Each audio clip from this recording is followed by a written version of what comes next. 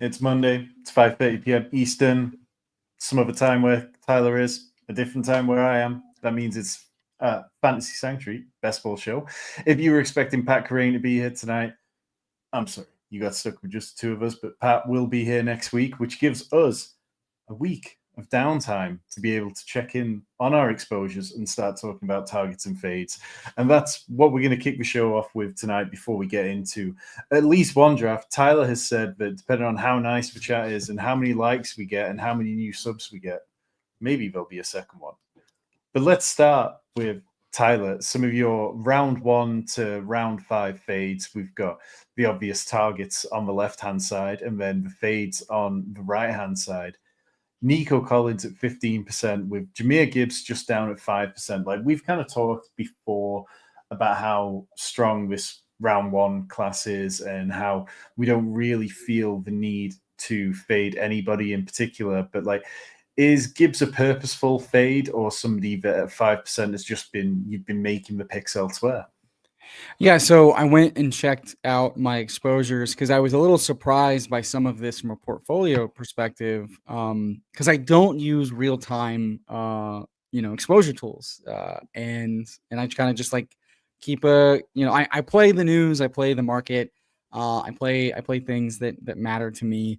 But when looking at this, I was a little like, I'm not trying to fade Gibbs, and then I went and checked, and I have double the amount of like pick number 3 than any other pick in like the top, like in the top 12. So it's like, oh, that's why. So I've ended up having, and that anecdotally tracks. I feel like I've had to make so many selections of either pulling guys up at the 3 or deciding between Jefferson, Lamb, Saquon, Bijan at 3 because I think I've picked like 31 times at the 3 spot. And Gibbs, and one of the things, I love Gibbs. I like taking Gibbs a lot.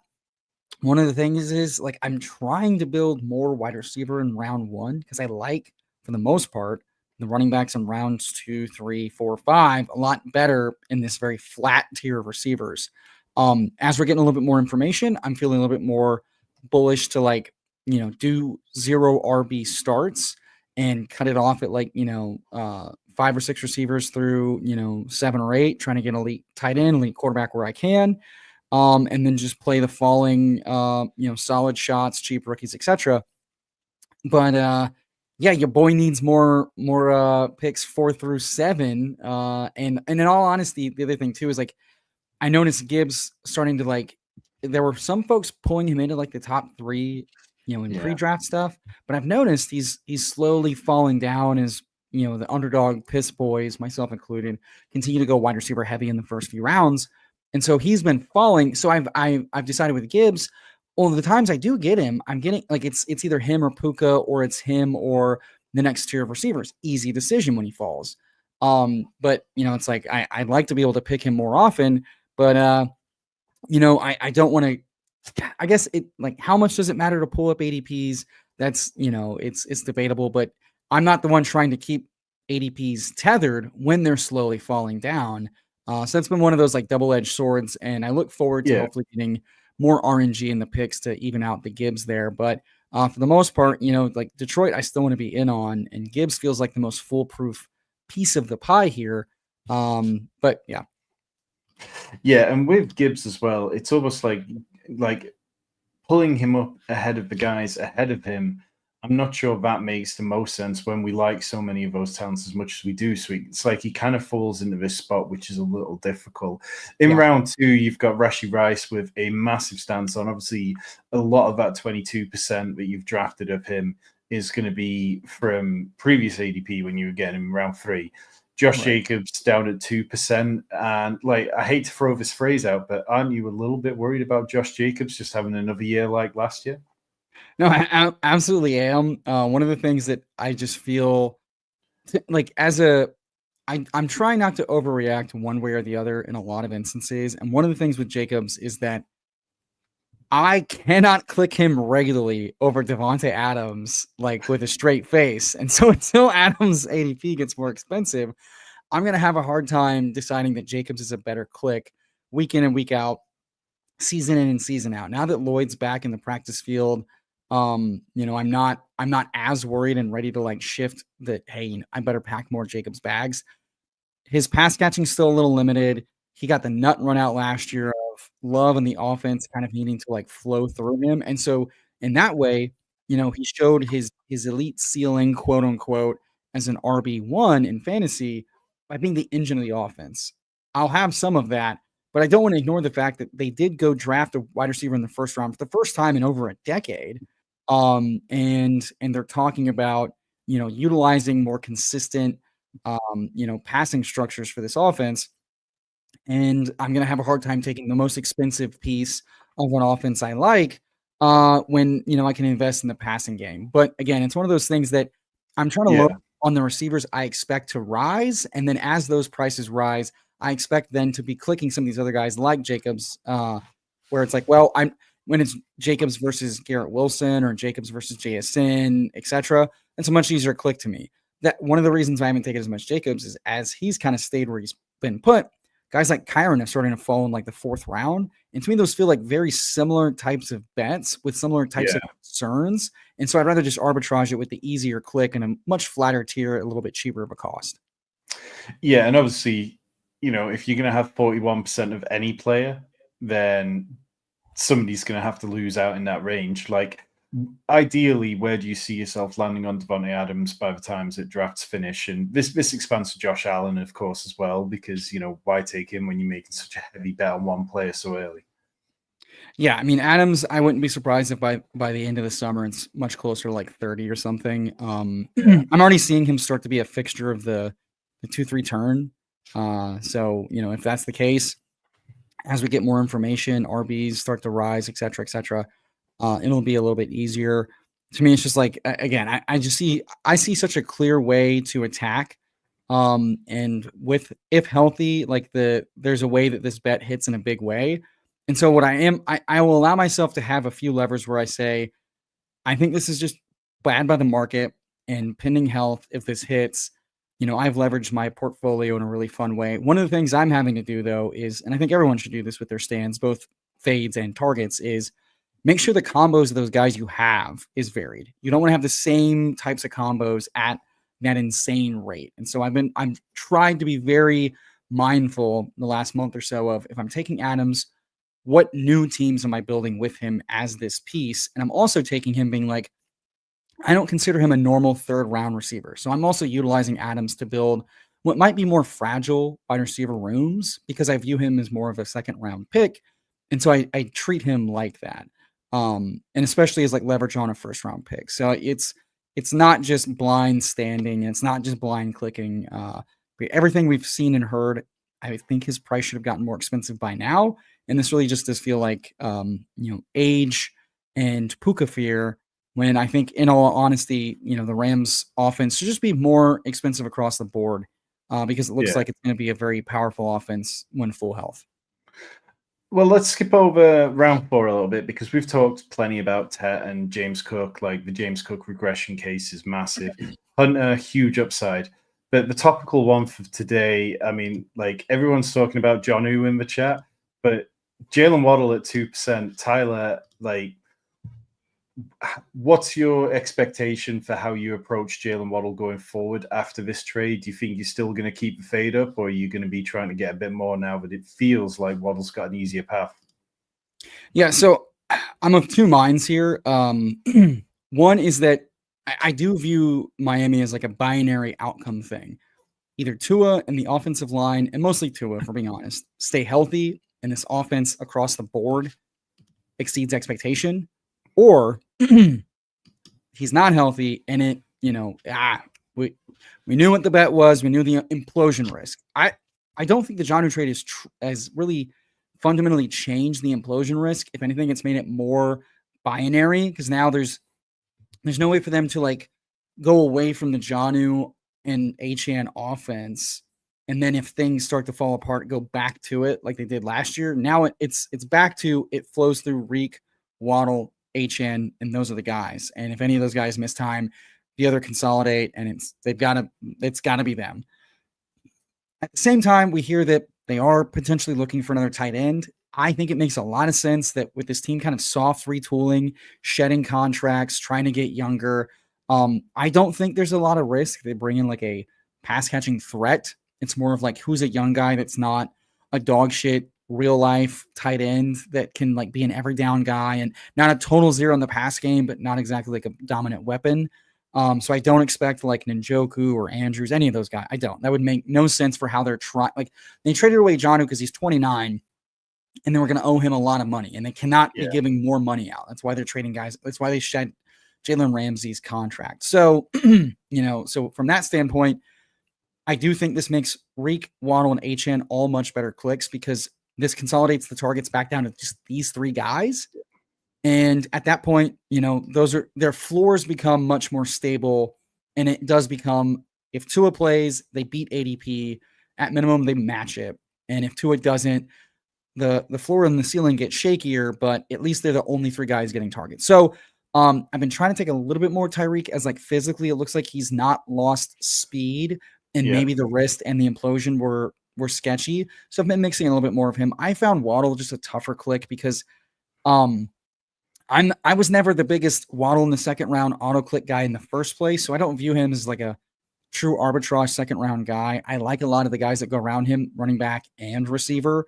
If Waddle's going to like jump a bunch of other guys like Pickens, it's going to be tough from my standpoint that this is a risky implosion heavy bet offense that I don't want to put too much into the way I play it. Cause I think chaos is going to wreck a lot of teams in a lot of different ways. The thinner the team is, the easier that is bested. McDaniels has been able to remake things to be a very offensive, fruitful, offense, but he's also really struggled to like overcome not having Tua. So I think I'm just going to be heavier on Tyreek, who is likely to get a lot more of the Jonnu line of scrimmage stuff. And I think Waddle becomes a very fine, mid to late 50s click guy. I don't know that I'll have a ton, but I think he and Flowers are similar types of plays in different types of ways. And then I'll start mixing in like, this does give me confidence in clicking them, but it's also opportunity cost. And I see a few higher ceiling guys with a little bit less implosion risk that I don't know that I'm going to like lose my mind, but I do think, and I think everybody jumping in today to click those guys, I've been avoiding because I don't want to chase what might end up being the highest price for these guys. Cause I think excitement goes up and then it levels off. So I plan to catch up whenever the hype has died down a little bit, especially I think it'll die a little bit too much with whoever they bring in as a tight end. I can understand that. Yeah, I think to your point about the tight end, I just don't see Andrews or Njoku. Like I had a couple of Dolphins fans today tweeting at me saying that they're in a great financial position now because they shed this salary cap. But it's like, but their defense still absolutely sucks. Like outside of Storm Duck, if you can name a cornerback on the Dolphins, then you truly know ball. So it's just not a situation where I see them being that aggressive for a win now piece like that. Let's move over to mine. We are going to get into a draft in about 10 minutes or so. Make sure you've smashed the like button down below if you want Tyler to be hitting a second draft later on. My heaviest stance in the first round is Bijan Robinson, 17%. So I'm at about 160 drafts for these. I'm on less volume than yourself. But when I saw Justin Jefferson at 3%, I was definitely a little bit shaken. And part of this has come down to CeeDee Lamb's my wide receiver too. So I've been aggressive on CeeDee Lamb. I have taken a decent amount of him. And then I love Jamar Chase. And I just really believe that Bijan Robinson is probably one of the easiest clicks in the first round this year. We're going to see Bijan Robinson have a chance to be VRB1 overall. So I've got very little concerns there. Drake London in round 2. I'm quite flat across the board, 12% there. Rashi Rice at 3%. I wasn't clicking him too much before, and now maybe that is a foolish part on my side that I should have been expecting the rise to come because we see his time and time again. But I think there was just more players around that range who I liked. Like Trey McBride in round 3, 15% was somebody that from the outset I was going to take a heavy stance on this year. Like I think that I know it becomes a consistent theme, but when we say that if he gets touchdown regression positively, then is going to be a nuclear level. This is a guy who just eats up targets. Josh Allen, 3%. Like, I mean, it just comes down to Lamar Jackson around the same range is always going to be an easier click for me as a Ravens fan. And I think the way that the players could regress is predominantly if Josh Allen stops taking the cheek sneak touchdowns, and then it's far easier to kind of see him losing that value off the touchdowns than it is, in my opinion, because Lamar had so much more in rushing yards. Tet, I mean, we've talked about him ad nauseum. Like, both of us have got Tet as our highest rostered guy in the 4th round. James Cook is our lowest. Calvin Ridley, 23% in round 5, and then Joe Burrow in 2%. Like, Tyler, when you saw my exposures here, which of them kind of shocked you the most? I mean, we draft quite often, and I'm aware of your ranks. So this this tracks and makes a lot of sense. The McBride percentage was closer to what I was pre-draft, and as he's gotten cheaper, if Bowers started falling first, and then I stopped taking Bowers and McBride as often, waiting to get them a little bit cheaper, and I have McBride now on Underdog, a fixture of the 3rd round exclusively almost now, which has been really nice. Part of that's like he's not an automatic click with all the Cincy guys at the 1-2 turn regularly, or 2-3 turn regularly. And so yeah, I still saw the 3rd most red zone targets. You can think whatever you want to about Kyler being small or whatever, but at the same time, targets volume is all we can count on, and that's really dominant target share. Any sort of variance is going to be nice. The Ridley's a lot, but at the same time, like I do think the him rising just because of the confirmation of Cam Ward is like not enough is being talked about, that Cam Ward's like calling card was being like a really aggressive, efficient, deep passer. And this offensive line got a lot of injection of talent. And those two things alone could see, a ceiling where, Ridley seeing much more volume than a lot of the guys going around him. And if the efficiency is equal to or good as those guys, we're talking about a huge hit. We're talking about a 3rd round pick I happily fade next year. And so I think this is the type of stand that I like to make, because it's the undervaluing is it's not just like a small hit. It's a big win, especially in the money weeks. Like if they really work on their connection and get really strong and they're trying to finish the season out strong, it lines up to be really, really nice. It makes sense to just keep betting on young guys outside of Ridley in talented situations. And then for Ridley, O-line and quarterback upgrades, one of the safest bets you can make when you already were like a volume target dominant guy. I think the market was still waiting for like, who else are they going to bring in? Keenan Allen, etc. And we've got no smoke that they're bringing in anybody else. They brought in Tyler Lockett, and A.O. Manor, everybody's favorite rookie, wasn't taken to like 5th round. Ridley is set up to just absolutely dominate targets again. And if the quarterback is like league average, this is full wheels up. Yeah, and to be clear, like last year, I wasn't particularly in on Calvin Ridley. Like, he went about 6-7 picks later, and I know that there were varying opinions on him then. But this year, I just find the overall standing with Cam Ward is so much easier to swallow than it was with Will Levis last year. Steve saying, why is Lamar not number 1? Like, look, I will give her on my Lamar exposure. Definitely, that'll be fine. We're going to quickly hit on the round 6 through 10 ones that we've got. We will just be getting into a BBM 30-second draft very soon. So, Tyler, your round 6 to 10 guys that you are the most exposed to: Godwin, 24%, Golden, 22%, Mooney, 16%, Fields, 19%, and then Sharps at 17%. Over on the fade side, Judkins, Pacheco, Mahomes, Coleman, Javonte. Like, we've both got some pretty strong stances against the Chiefs players or in favor of them. Like, how do you kind of marry like such a large exposure to Rashee Rice against kind of fading Patrick Mahomes for the most? It's one of those things where like I'm IKBing the team correlation. I'm told I don't love the Mahomes price, because I do think there's a world where Rice sees just a shitload of volume as the lone, like truly league-winning piece of this offense, and everybody else is just there. Especially if the running backs are slightly better than last year. You and I are both aligned that like as long as Matt Nagy's a part of this offense, Yeah. The scheme is going to be very depressed and lame, and the multi-year. I'd be shocked if we see a meaningful spike in Mahomes' ADOT after years of matriculation down, especially as Worthy was really only mostly utilized in a healthy way for fantasy and making their offense work as a low ADOT gadget player, not as like a deep splash play guy. So it's like I have Mahomes when he falls past the quarterbacks that I just view have better ceilings weekly and season long. I want to IKB a bit where I can say I want a piece that has shown me to be value.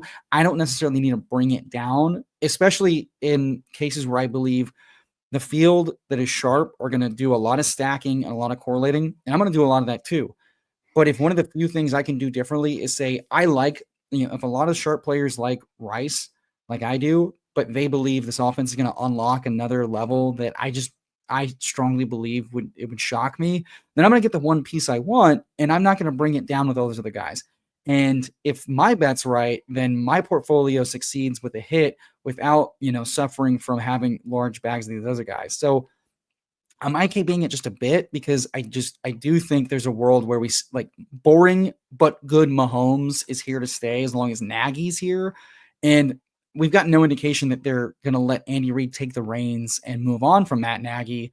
And as long as that's the case, it just makes sense that they go, hey, what works and what gets us to the playoffs, and then we'll take care of it. Like they've shown us to be a team that plays differently in the playoffs versus the regular season. Yeah. The season's not on the line. And so that's the way I'm just kind of handling it.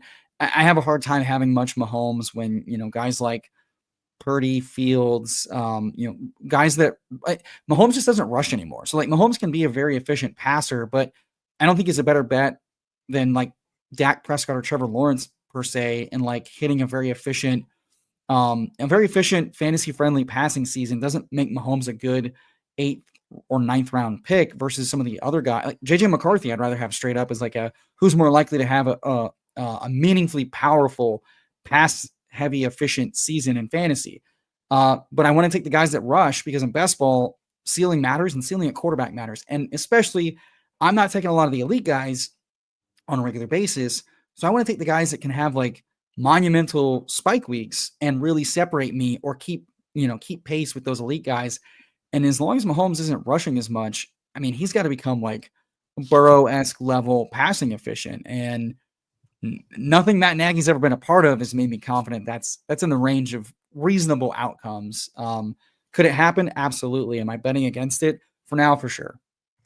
Yeah, I think like going back to my fade on Rice and just kind of encapsulating this conversation about the Chiefs in general, like I don't want to aggressively fade all pieces of the offense, but I just think that there's enough talent that it could end up eating into each other. For every argument I can make for Rashee Rice, and like I'm not downplaying the arguments other people are making. There's a lot of smart people like yourself include who are in on him. I can just make good arguments for Xavier Worthy. I can make arguments that perhaps Travis Kelce does pull it all together for one last season. I know how much he looked washed, but Patrick Mahomes seems to want to make that happen. So I'm kind of okay with that. Let's spin over to mine, and then we'll get around to drafting. But Jacoby Myers, 15% in round 6. Sam Laporta, 22% in round 7. Mooney, same for both of us. We're both very much in on Mooney. Same as Rich on the Dynasty side of it. Andrews, 15%. Drake May, 14%. And then a whole host of people that I just don't touch. Swift, Mahomes, Kelce, Ayuk, and Jonnu, all under 2%. So, Jonnu, it just seemed like the writing was on the wall. The moment that they started talking about trades, the Dolphins wouldn't be able to pay him what he wanted. And I just kind of left that completely alone. Anybody else on this one stand out for you as something that you feel like I could be making a mistake on? Well, I'm not the biggest Swift guy either, but now that every meaningful running back on the free agent market is signed, I think he's fine now because it's like, I'm like, well, he's fine now because like all the reasonable threats I thought could take away his volume. I'm not a big believer in Roschon Johnson's talent. So I think Swift is the most fine but unfun click there is. And given his pass catching, I think he's a better click than guys like Judkins right now, who I think should be much cheaper given the offensive issues and floor. Just get on to this comment. Like, yeah, I'm fading Rice not just because of Kelsey. It's about that overall offense just all being able to eat into each other and saying, but I don't think anybody's going to pay off in a necessarily meaningful way. Like occasionally we talk ourselves into these situations where we're saying we need to choose somebody, but I just kind of feel like this is one where perhaps we don't need necessarily any of them. And I'm okay taking that. Tyler, we're on the clock picking up the 108. Who are you pushing for here? Neighbors is fun here, unless you'd like to take CMC. I feel like those are the two options we have. Yeah, I'm good with Neighbors. I'm still trying to get on board with 108 CMC and having surpassed Ashton Genty. Yeah, I think the CMC seems healthy, but it seems like he might be 2 times more likely to miss time or miss a lot of time this year, given his, given the data we have, given the doctors that analyze the data. And so it's kind of a binary bet of I'll definitely have some because in the event he stays healthy, much like Henry and other folks, cool.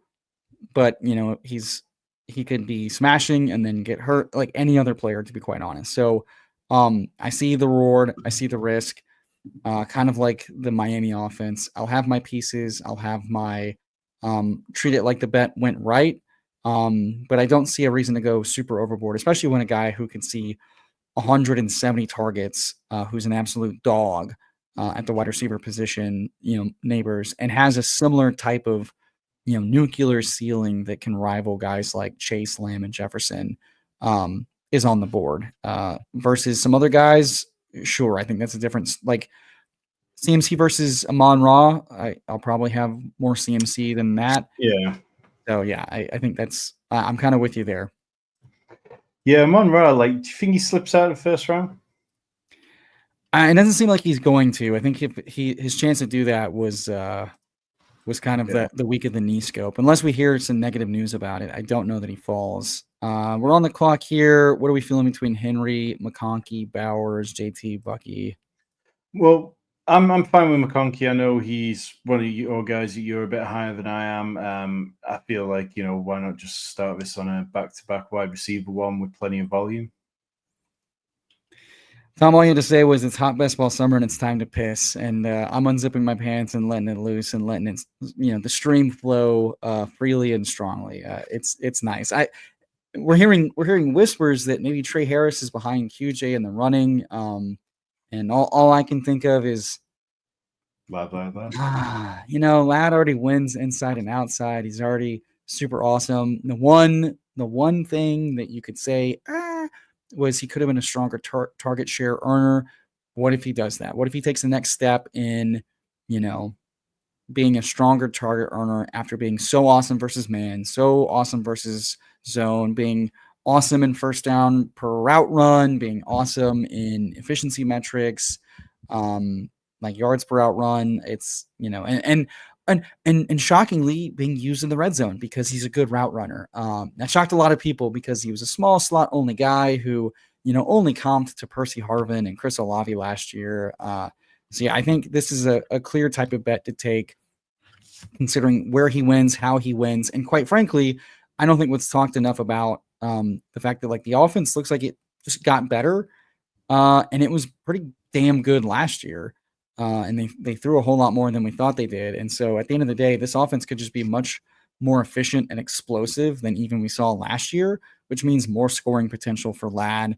And I don't think a target hog came into this offense in the pass game, especially considering they kept tight end weak and lame. So I think McConkey's got a better setup than most other guys coming into year 2 to try to take even more of the offense to his own.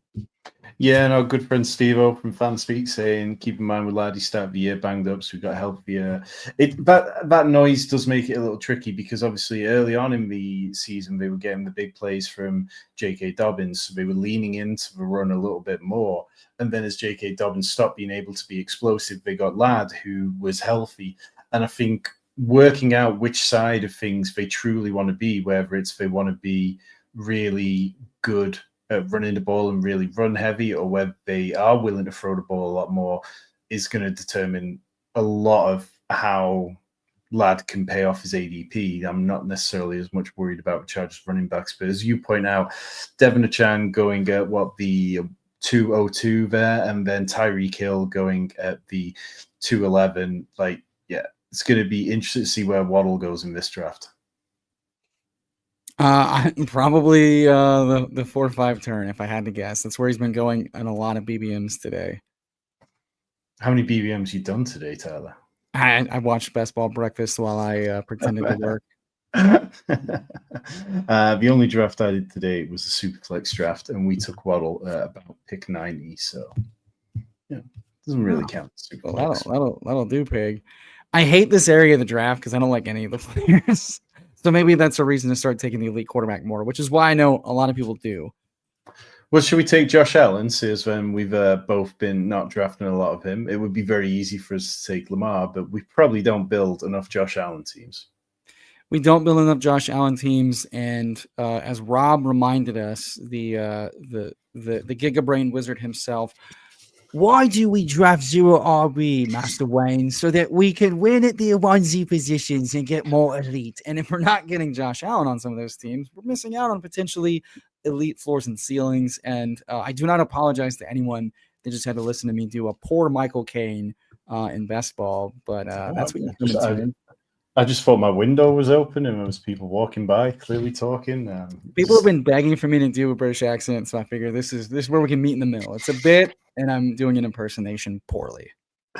That point on 0 RB, I mean, I feel like I read a thread somewhere this weekend talking about how the onesie positions that weren't utilized enough in 0 RB last year. There was like about 7% of people who were drafting 0 RB teams last year just did not take a onesie and were just going straight wide receiver through the 6 rounds, and that just isn't the theory behind it. Look, if you want to take Breece Hall, I'm not going to fight you on it. We're getting a bit of ADP value. It was fun to talk about 0 RB, but that feels fine. Isn't 0 RB more fun to think about than to actually do? What's really interesting is that JSN falls here to pick 40, which would have been really nice to have combos of. But at the end of the day, speaking of Best Ball Breakfast, Mike Leone, the manifesto writer himself, the manifestos that we say are good, and we implore you to not sue us for saying all manifestos are good.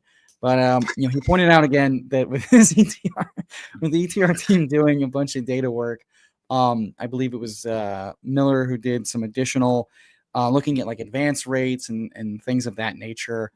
One of the takeaways that was interesting was that real-time value was just as important and powerful for advance rate boosting than closing line value.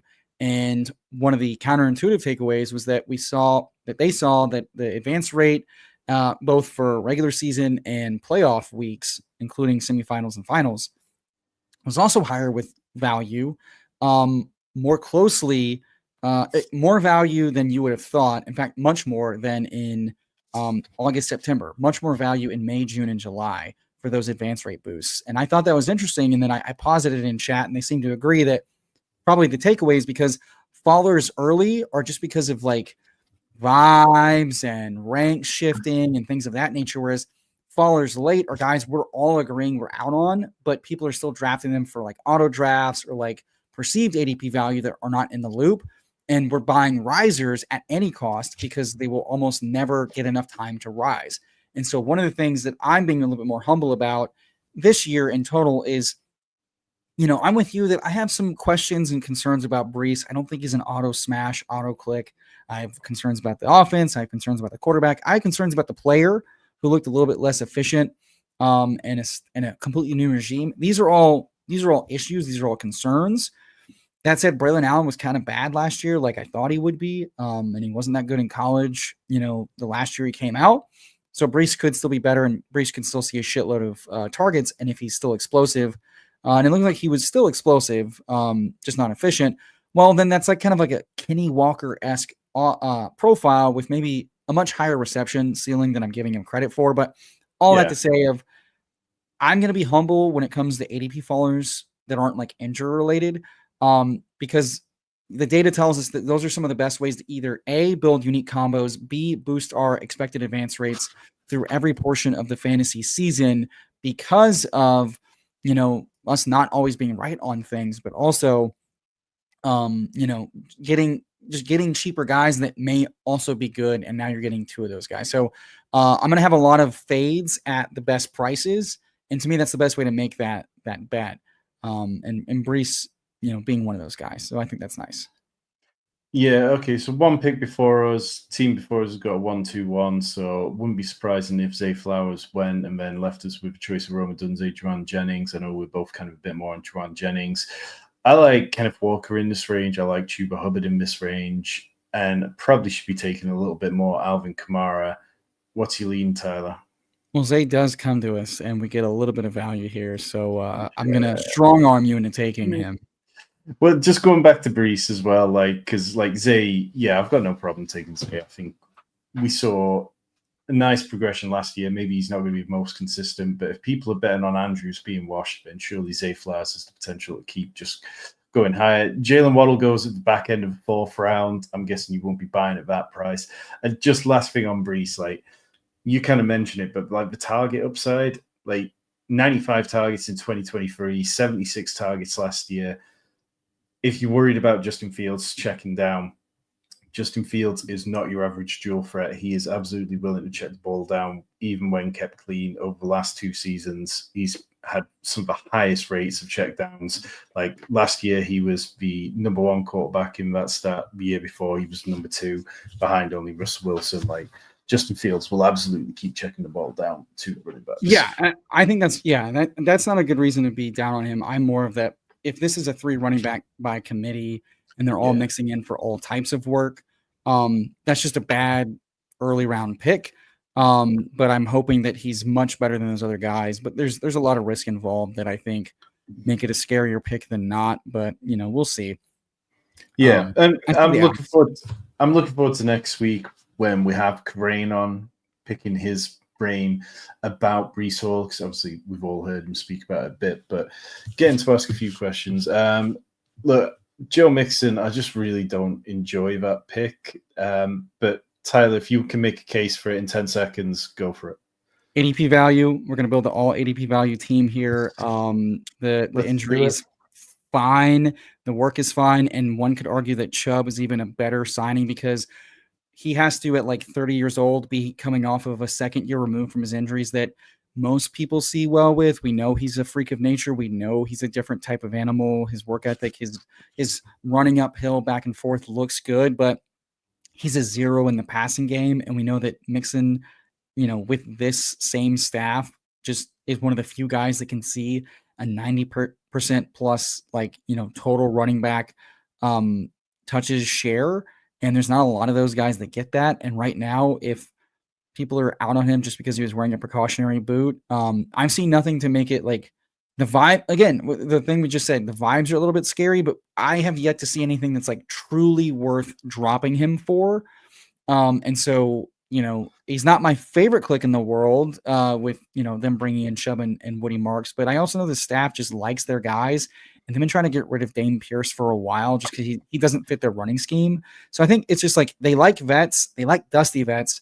This is a team that signed and played Robert Woods plenty. So if Chubb is their new Woods, now that Woods is not here, as a veteran guy, 1-year contract, I'm not too worried about it because at the end of the day, they haven't talked about giving Mixon less work. They just said they want quality depth that they trust, and they're willing to overpay for it. They just overpaid for Woody Marks, the rookie, which looks like quality depth at the Dare Ongumuale role. So I'm not going to get out over my skis until I hear something truly worrisome. And so far, it seems like Mixon was expected to be back at the start of camp.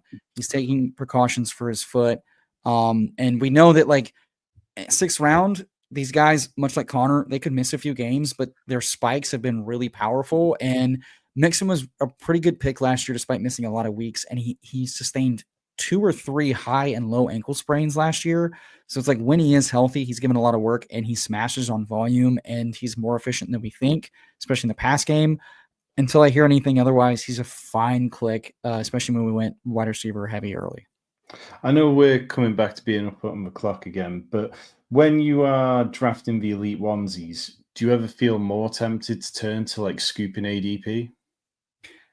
Yes, simply because, and not even, I like scooping ADP in general because like I want a super team. I don't have to get everything right if I just get a better, stronger team than everybody else has. First and foremost, the data shows that that's more true than not.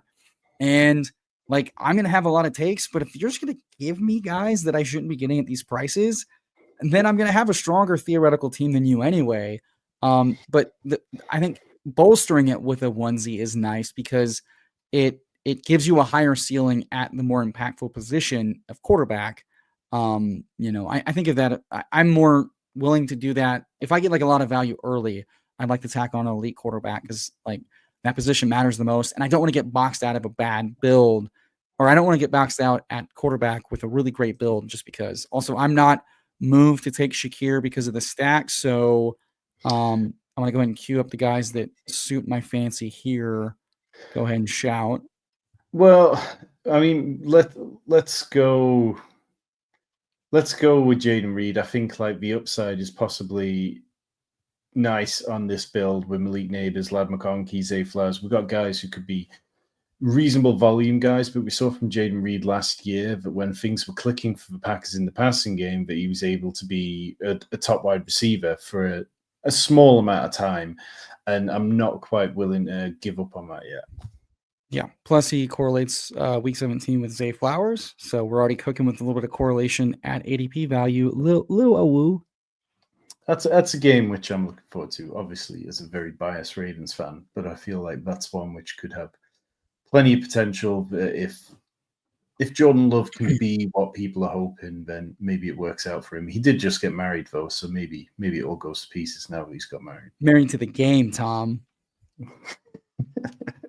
I like that anytime a Shanny style coach can be involved in a week 17 matchup, that lets me have hope that no matter the game script in the first half or the second half, or full game, there could just be a shit ton of points at some juncture.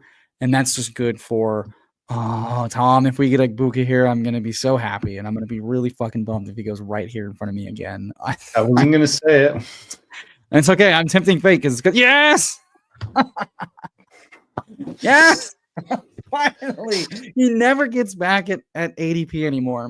I was like, Tom, I know you like Reed here, but I want to pull up Buka. Okay, so like let's talk about Buka and the fact that obviously you're enamored with him, but you're also very enamored with Chris Godwin. You've taken 25% Chris Godwin and taken quite a sizable bet that he is going to be healthier and he's going to be better.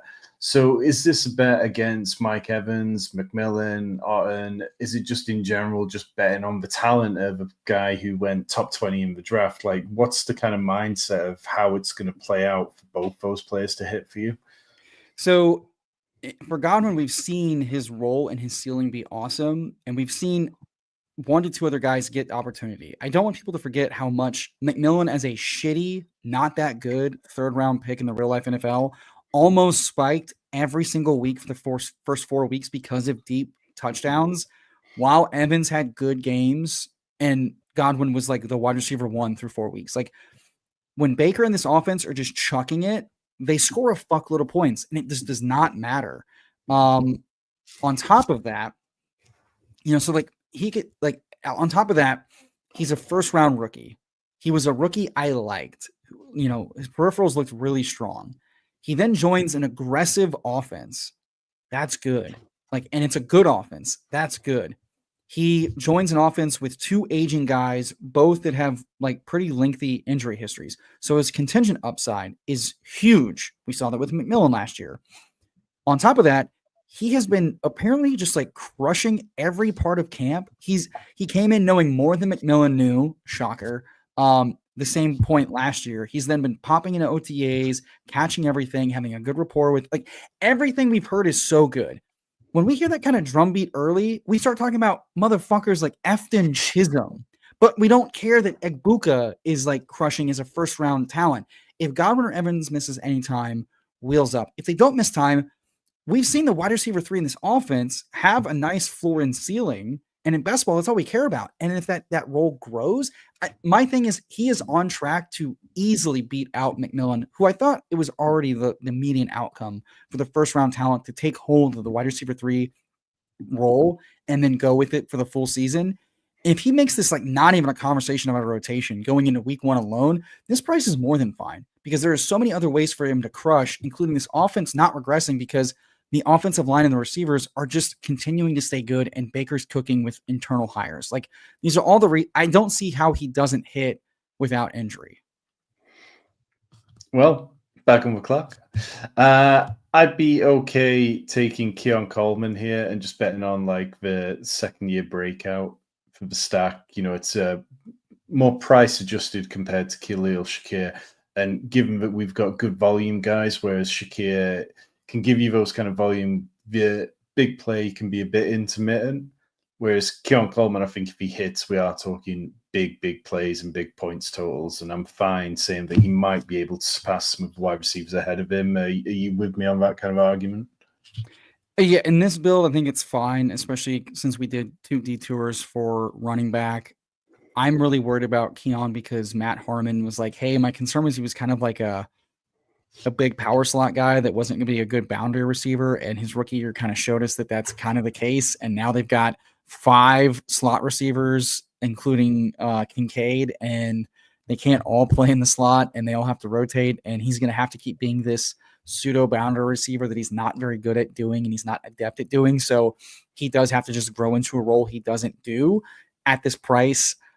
Fine. I'd rather go for more established guys and just say that his breakout may be late because they paid Shakir and they're trying to make Kincaid work. But a little bit of humility in saying, hey, if injuries happen, that opens things up. If Keon just catches the stuff that's thrown at him deep, like we saw, having humility about how it has to hit, we don't have to be precise. We're making a bet on the offense. It makes sense. So I'm in agreement there that it's totally fine. So you've got Shaheed there. What we'd be done at quarterback if we took him? Otherwise, I'm fine with. I've got a slight lean towards Charbonnet over Scudderbo. Let's go another running back because we didn't take Walker, and really it was more of Shaheed versus Keon. I don't think we have to like force another receiver there, especially on a bad offense. I like Shaheed in a vacuum. I just haven't taken a ton of him because I'm pretty worried about the second weapon with a rookie second round quarterback whose name rhymes with suck. I have some concerns there. I think Olave could just be Olave and Kamara could be like the main engines of this offense. And then everybody else is like, if we start hearing Shuck's having a good camp and he has a good preseason, it's a different story. But right now, I think there are stronger clicks. I think in these types of formats, it's, you're looking for hits. He looked really good, and Shuck apparently can throw it deep. So I probably should mix him in a little bit more. I've just been hitting a lot of running backs and quarterbacks in this range.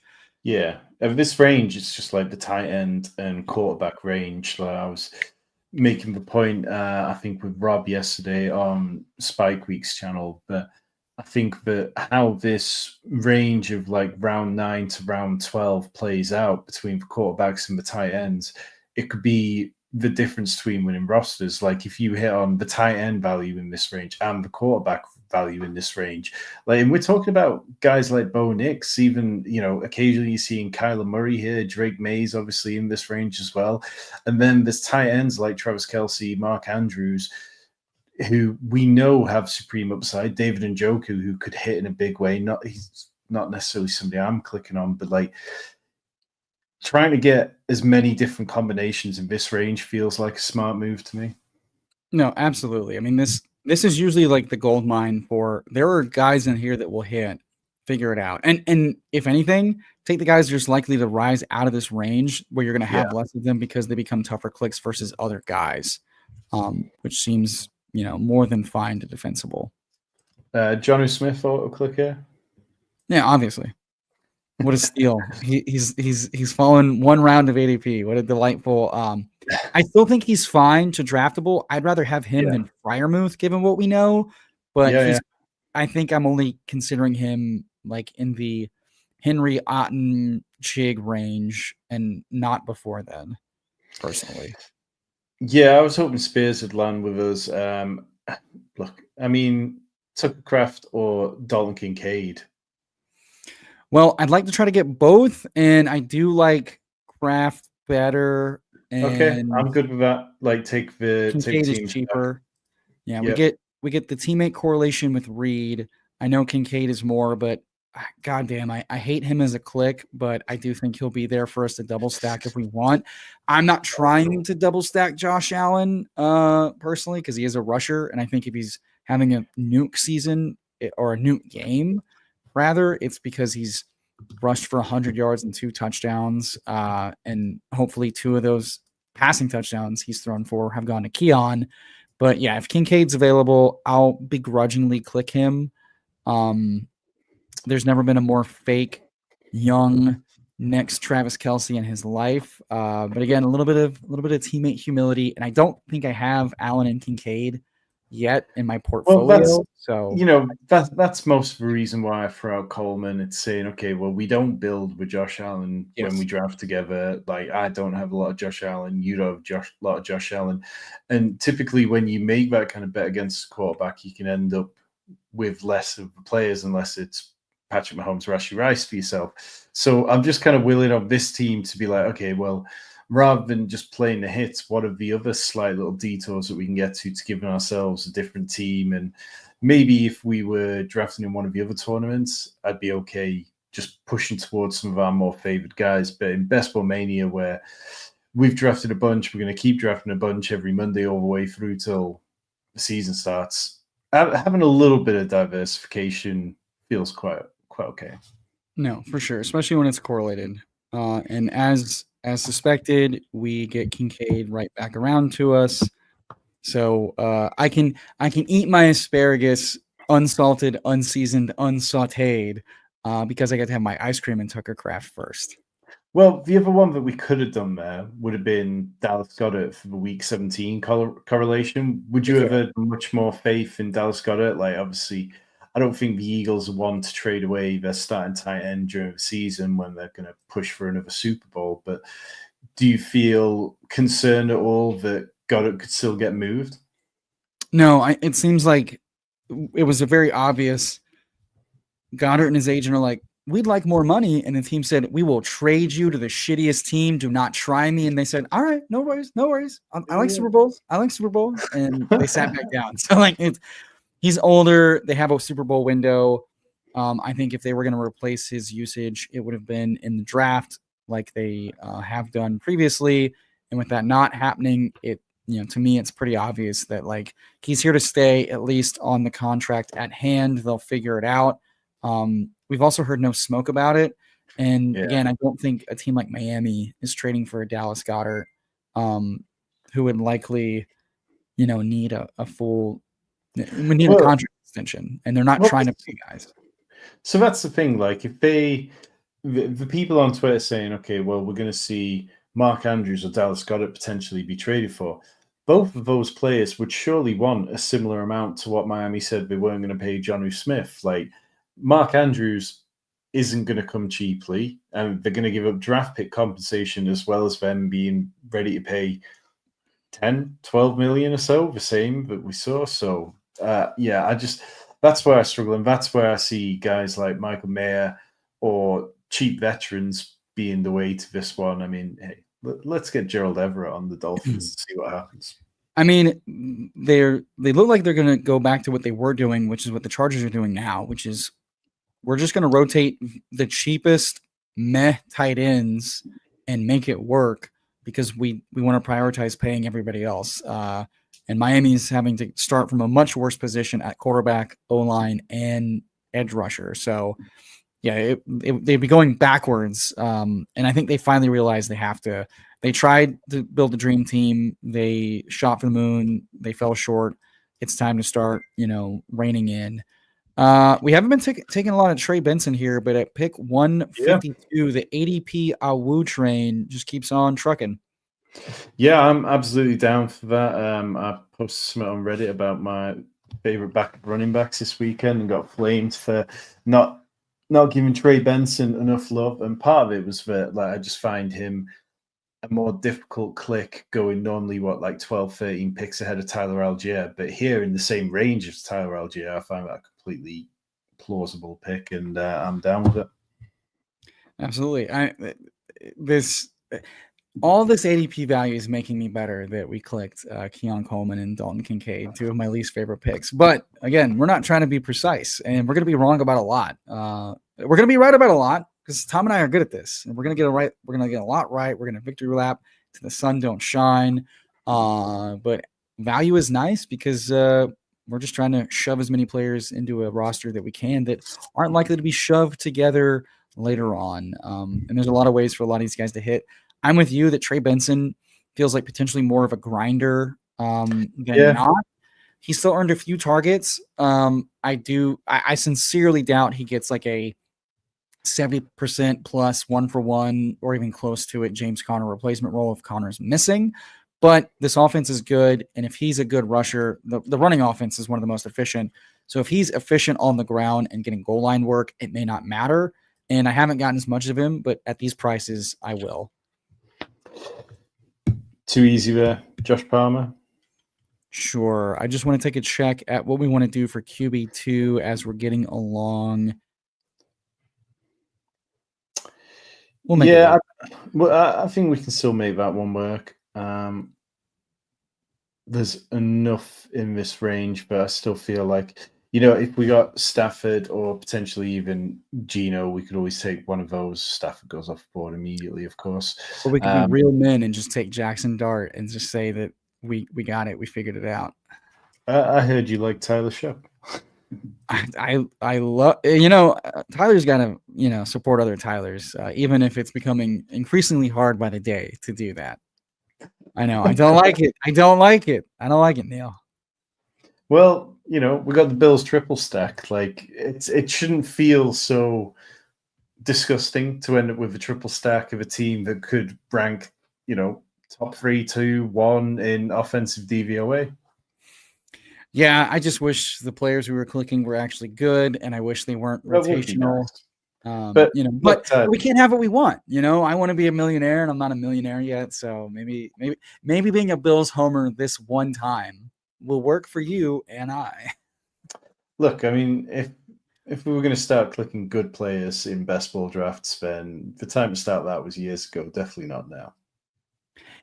I think I'm pretty good at clicking good players. I just need to click more of them. just take the best players. That was if the injury almanac bros could just hand me the injury almanac so I don't click the injured players, we'd be off to the races. Yeah, I definitely found tweeting about zero RB at the weekend got a few good replies of people just take the best players, dickhead. I also find it very funny that Neil's watching the stream and another fucking team he gets to watch me put begrudgingly Lad with my sweet boy Lad with Josh Palmer. And it's funny that they've been paired with once again. Okay, Geno falling a little bit. I wouldn't mind backstacking Geno. Yeah, I think there's enough ways that we could, unless we it goes could take here. Jeb Besh, we could take he'll go here with the Jacoby drafter. Or Sam Darnold with Charbonnet works. Yeah.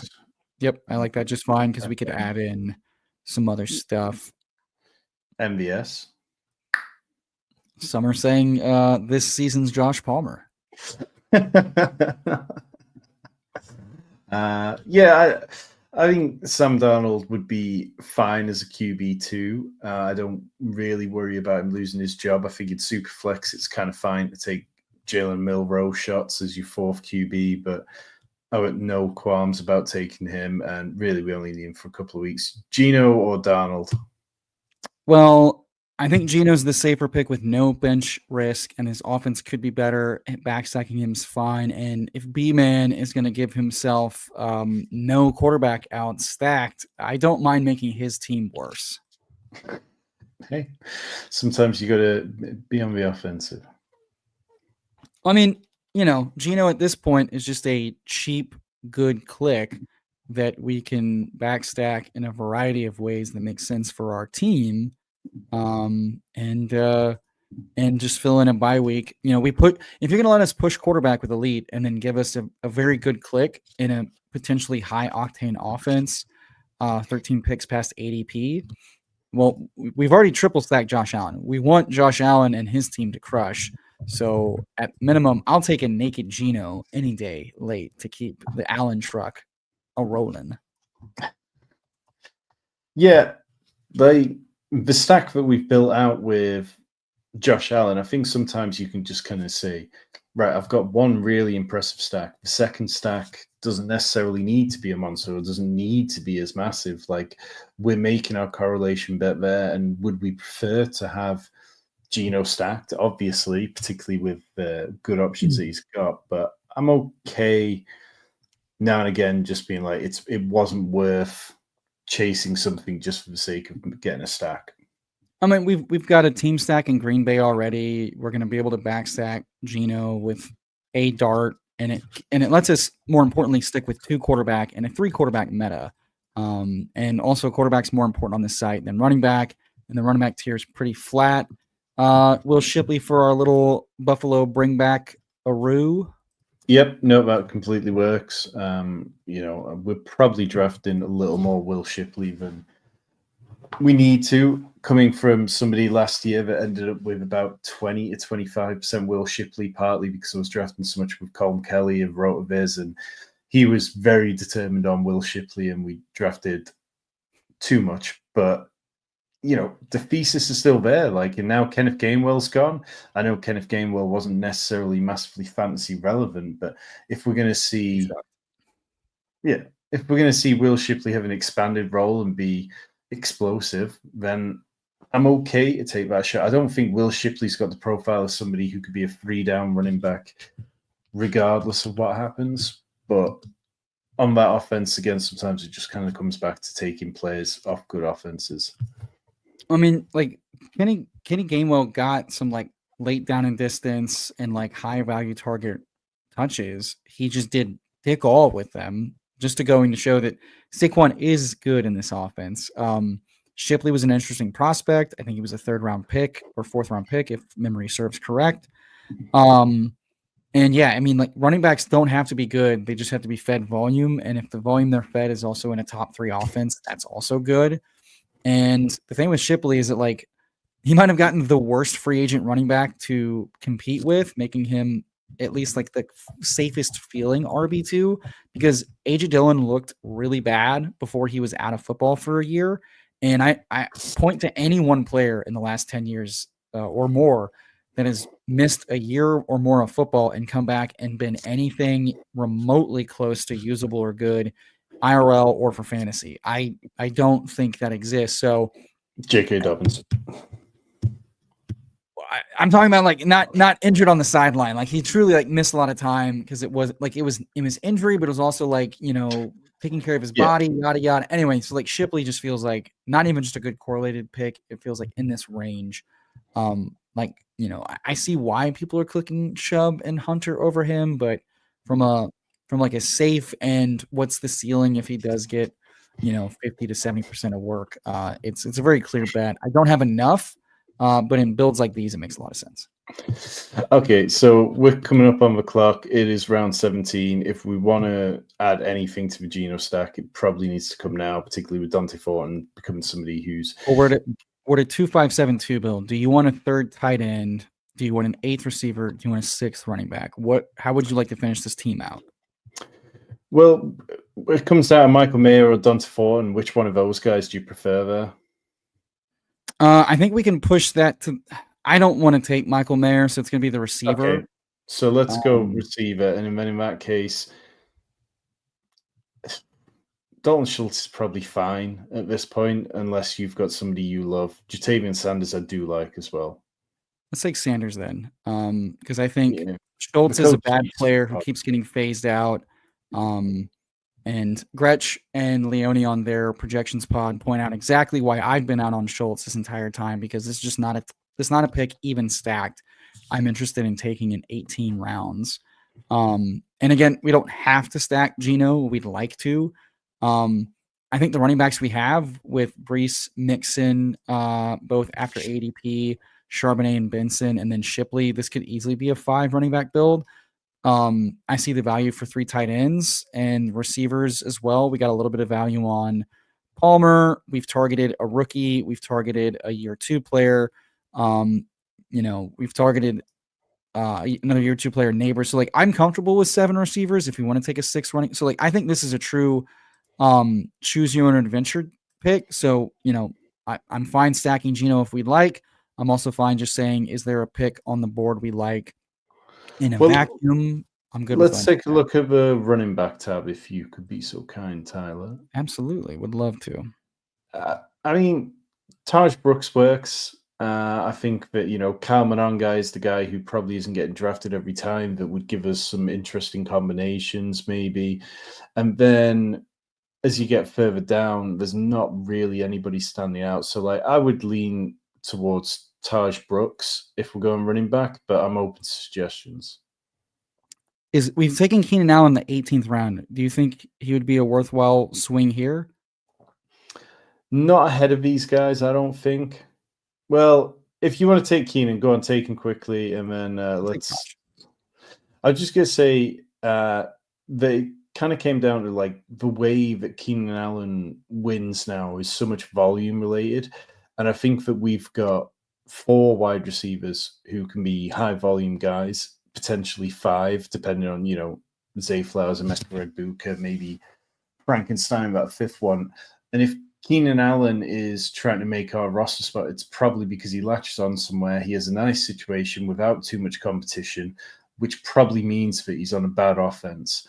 And I don't mind taking swings on Keenan Allen when we're trying to catch up, but occasionally I just think we've made our bet at wide receiver. This is kind of Hayden's point, isn't it? But sometimes you just have to learn to stop clicking them.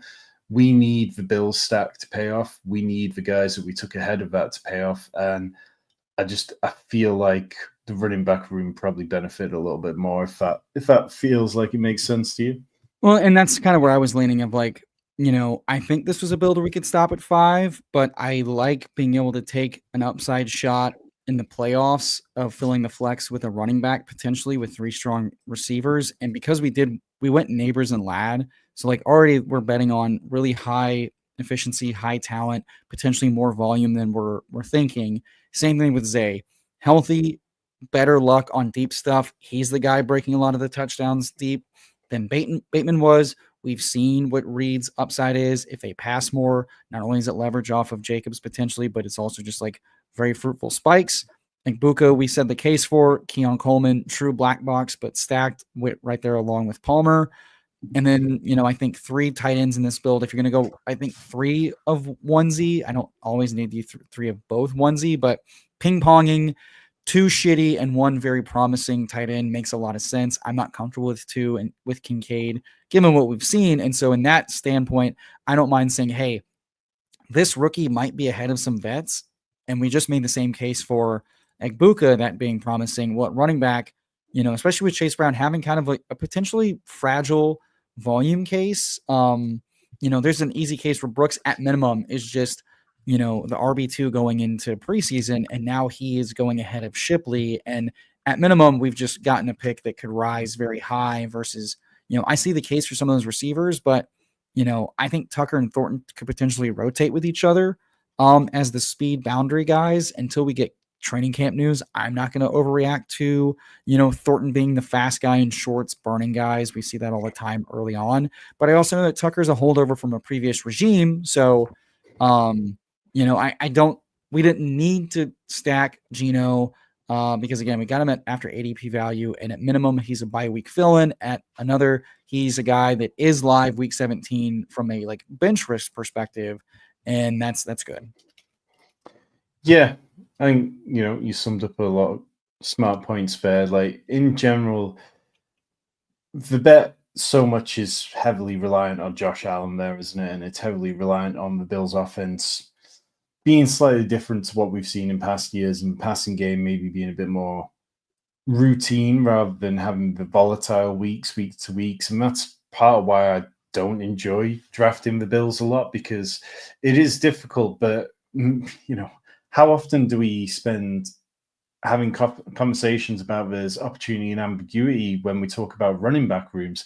And when it comes to the Bills wide receiver room, maybe there is some opportunity in the ambiguity there. It's not something I'm going to attack heavily, but I don't mind every now and again throwing in a draft like this and saying, well, if Josh Allen continues his supposable MVP form like last year, and then we get Dalton Kincaid having all these rave reports from camp and Keon Coleman delivering on what Bills thought they were getting, then I'm okay. And beyond all else, we just got so much good value here. Yeah, and that's the thing too. At the end of the day, I want a smart, and the Sims optimal projected is a 2.673 as far as draft capital allocation. You know, if we're doing just draft capital buckets, Brees was a 4th round pick, Mixon was a 6th round pick. So the data would tell us, hey, sixth running back over an 8th receiver. Especially, you know, the title of my JJ Zacharyson episode was Draft Like You're Right, and I would be quite the hypocrite if I didn't say I think we should just trust the receivers we drafted and trust the bets we made, because we only undermine our bet by wavering from the decisions we made in the draft. And you sum that up really succinctly. So at that point, I think we built really good finals correlations, team stat correlations, and then just one of the most optimal builds, which might be utilized less than normal if the field, like they did, draft way more 0 RB on Underdog last year that you outlined on the RotoViz data. It seems like more and more of the field's drafting 3 quarterbacks. So the fact that we got an elite quarterback and a cheap starter 2 quarterback build, we're able to hammer out more of the other positions. It just feels like a really, anytime you can slightly and smartly zig while the rest of the field is zagging, you know, you're just leveraging really well. And again, you're making yourself have to get less things right, because you just have to get less things wrong than, you know, all of your opponents are doing. And I think we did that really well in this draft. Yeah, I'm just going to sidetrack quickly. If this question in the chat is Caleb Johnson and Kyle Williams for a 26 second and a 27 first, good trade, 14 team superflex.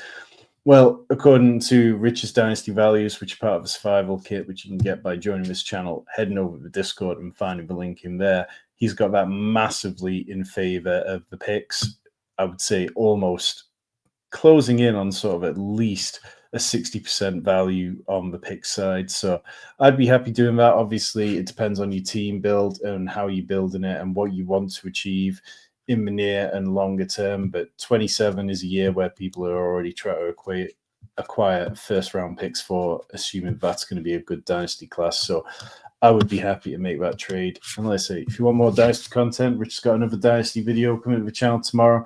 Tyler's going to be hopping into another draft in a minute. I will be back on Sunday for an FFPC Superflex draft. If you want to get involved over there, use the code TFS for your $25 off your first draft. Tyler, I'm going to let you take this one home. Good luck in the Eliminator, and I will catch you soon, dude. Catch you later, Tom. Thanks so much. All right, everybody, we hit our like goal. I see we got a lot of people watching, so if you haven't already hit that like button for us as we jump into a 30-second Eliminator. Come 1v1 me, bro. 30-second Eliminator waiting for 7. So come jump in here on Underdog Fantasy. If you're not already on Underdog Fantasy, use promo code SANCTUARY for a first-time deposit bonus match. Over on Drafters, Sanctuary gets you up to $100, 100% first-time deposit match. They have their early bird specials going on right now for the draft main event. I believe first 10 tickets get you first 10 entries into the main, the $20 main, which is always a fun contest to enter. We'll be entering a lot over there. Gets you 1 free ticket. I think every 10 drafts gets you an additional free ticket to the main. So if that's something you're interested in, this is the last day for that promo. They're going to roll out a lot more promos. I think they're $2 mini filled last week or so. And so I expect their additional mini drafts to be hitting the site as well. Cumulative season's always fun to leverage, you know, fading the injury guys, fading the bad offenses, targeting guys like that. So check that out. And then I think over on FFPC, the promo code is TFS. So check out all your promos, get your freebies, get your funsies. Waiting for 4 over here in the 30-second Eliminator on Underdog Fantasy. say what up to the chat. What's up, JT? Appreciate everybody hanging out. Brett Jones with the Jerome Ford shout. Yeah, I don't mind that with the week 16 Bills bring back. I just think like the market's pretty out on Ford, and I don't necessarily agree with that. I've talked about that here on Fantasy Sanctuary with Tom. I talked about that with JJ Zacharyson on his pod that like, I think he's more viable in the PPR sites because I do think he retains some of this pass down work. I think it is notable though that Dylan Sampson is getting some work in the pass department. That's what we've heard in early OTAs. So I don't want to discount that. And said he was a pretty poor pass profile back coming out. So I think he's a fine shout and click for that type of build. But I think in a build where we went with Brees and Mixon as our first two guys, it made sense to go after, I don't have enough Taj. He hasn't been anywhere near like a favorite comfy click of mine late, but the smoke is a little interesting, and it's a rookie running back, and a rookie running back class we told are really good. What if I take the rookie running backs that aren't getting drafted as often, and those are the guys that are good? So like that was kind of the thinking there for our last pick. Hits matter more than misses, and I see how Jerome Ford can help in the playoffs or over the course of the season, but I also see how the mystery box rookie running back hits bigly in that. 3 more for our 30-second eliminator. What's up, Charlie? Stopping by. Good to see you, Bubba. How you doing? Steve saying, I heard that drafters will be releasing their Superflex as well as another mini soon. Oh, nice. I know the Superflex fiends are fiending for it, so that'll be fun. Steve asking, what do you think the next Underdog contest will be? Well, considering the poodle filled stupidly fast, I will not be surprised if they drop another poodle. What do they got in the lobby? I think the corgi already filled. I expect more single entry stuff to drop. Those are all really fun. I think once the Greyhound fills, I wouldn't be surprised if we get another one of those. Definitely once the puppy but Superflex is gone, I think certainly they drop the puppy too. And I'll be interested because there was a puppy one year that they did regular season prizes. I wonder if they're going to do that with one of these puppies with BBM now having regular season prize component. I wish people would just fill the corgi already so that we can get another one. And we usually get 3 Goldens.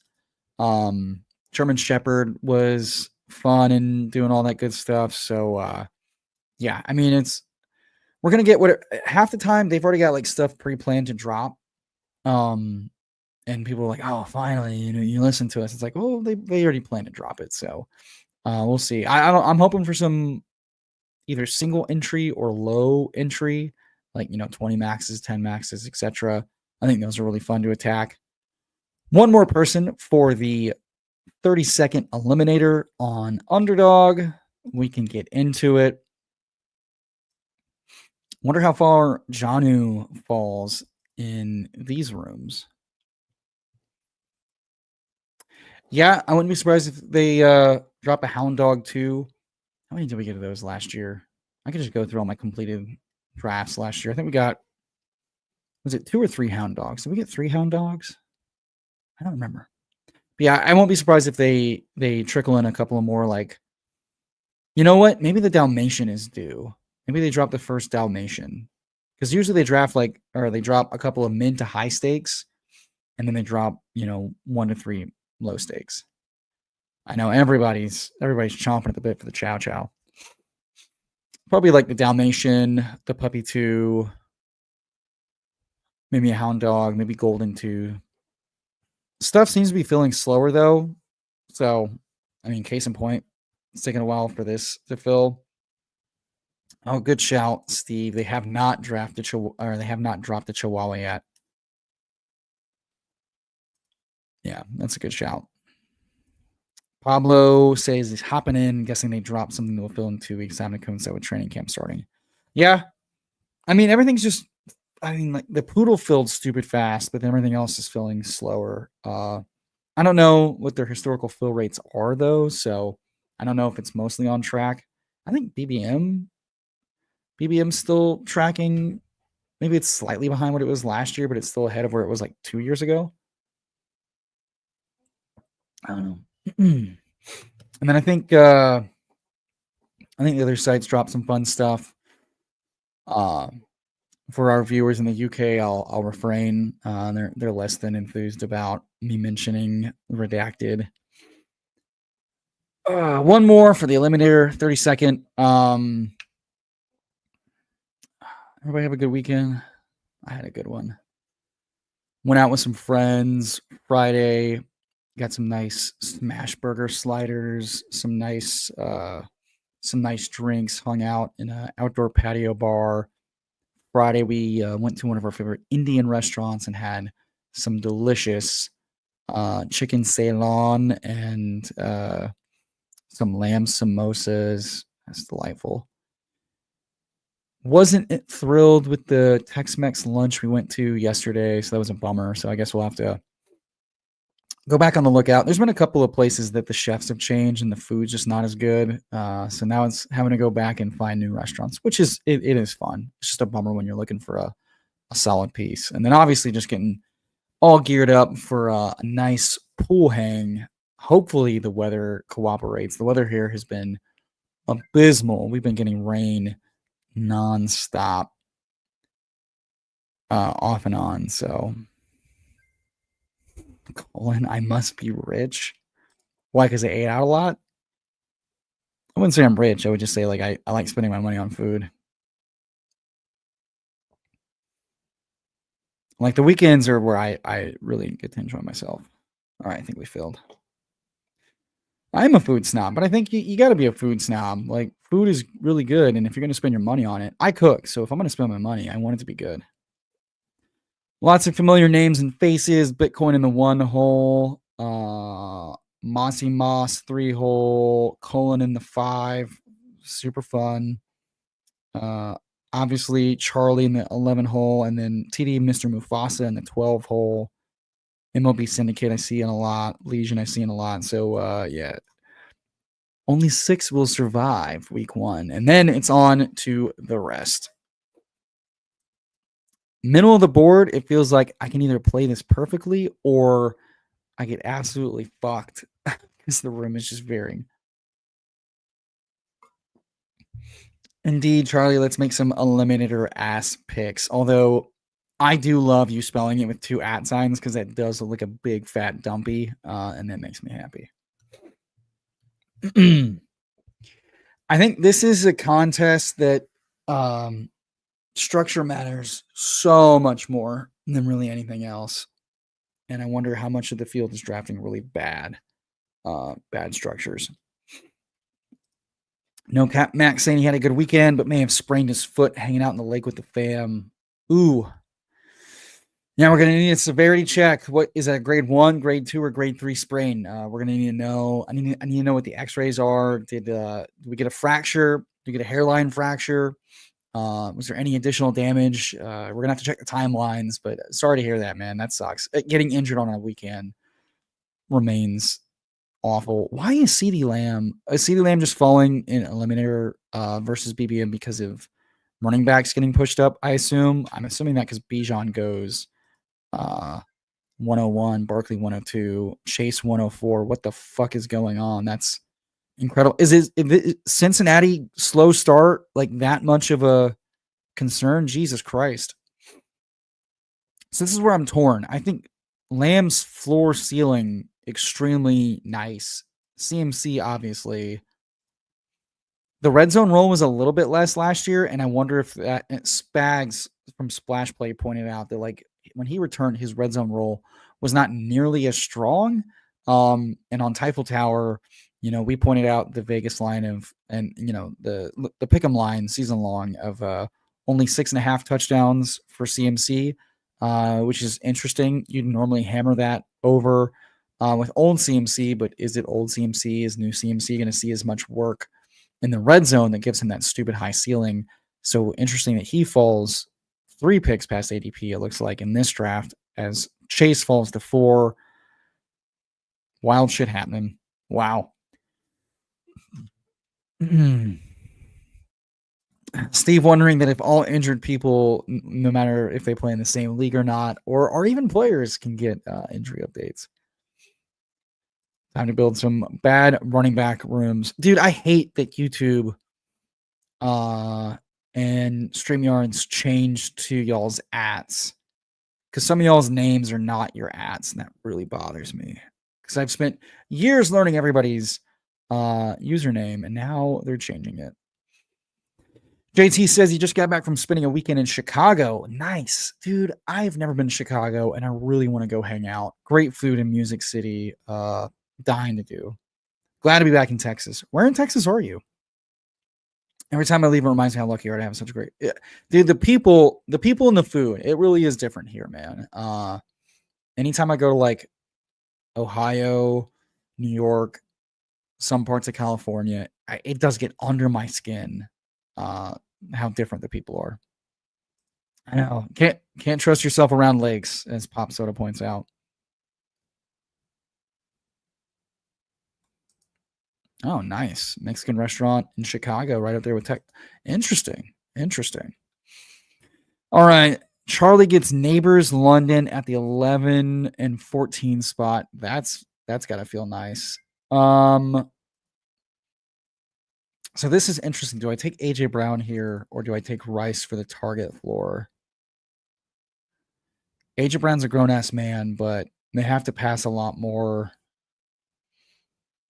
There's enough fun around Rice. I'll take Brown because, as Rich Rebar and Rotopat have pointed out, if they just pass more, if the defense regresses any, if it just pushes the offense more, AJ Brown's underlying target share and efficiencies are so strong.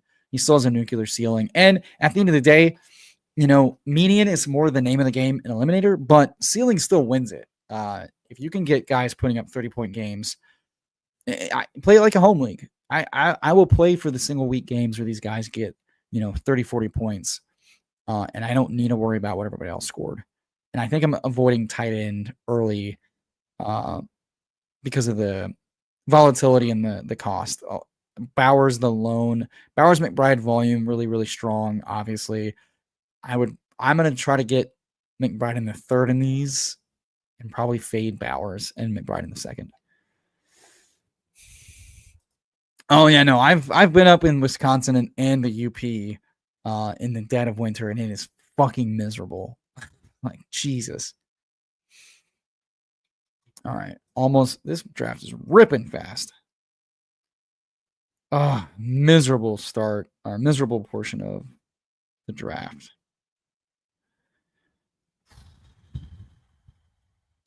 Chase Brown is the ADP value. He's the most scary of the running backs, quite frankly, from like a volume perspective, in my opinion. The receptions could be strong. I think T is I'll take the value. God damn it. I don't like it, but whatever. I told myself I'd take the cheaper versions of the guys I don't love, but I just wonder, is this his real ADP? Where he settles and then it's not that much of a value? I don't know. Real-time value is good, though. But yeah, I've heard Wisconsin. I have not gotten to go to Wisconsin when it's been nice, so that is fair. Y'all's pie, very good. Everywhere I went, they always are like, you want some pie with that? And it's like, I understand how you're all huge. And then I have the pie and I'm like, and it is fucking good. Fantastic, Mac. Yeah, if you could just talk to your doctor, who will obviously violate HIPAA and client privilege, to tell you what the injury is, that'd be nice. JT saying Austin, but grew up down there in Houston area. Oh, nice, man. Hell yeah. Fellow Houstonian out there. Austin's fun. I could never live in Austin, and this isn't me just being like, so California, because I like San Francisco a lot, in parts of California, like San Diego, Laguna, those places fucking rock. It's not quite my vibe. The hiking is nice though, and the food's really good. Y'all got probably slightly better brisket and pizza than Houston does. So that's nice. Chuba Hubbard in the 4th round is in fucking holy shit. That is insane to me. Really. And then, I mean, Eliminator ass build here from Legion. Quarterback, elite quarterback, and then 3 straight running backs. Pulled up Devon Achane to the 1st. In this format, yeah, the guys that catch passes feel really nice. Don't love this range at all.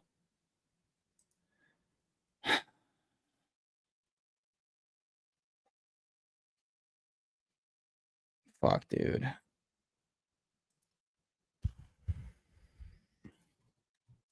I don't love more. But his wide receiver 3. I don't love Rome's got some pretty big red flags. Luther Burden's currently hurt. Fine. Yeah, they are. They totally are. Yeah, we're back to 4th round Chuba ever since pre-draft. We've learned nothing. Jesus, even the RB scarcity, him going over Cook and Hampton. I mean, well, okay, I guess I can understand Hampton, but like, you know how you can win in the Eliminator? Fade the dead zone backs that aren't good bets and take the better bets at running back. Jesus.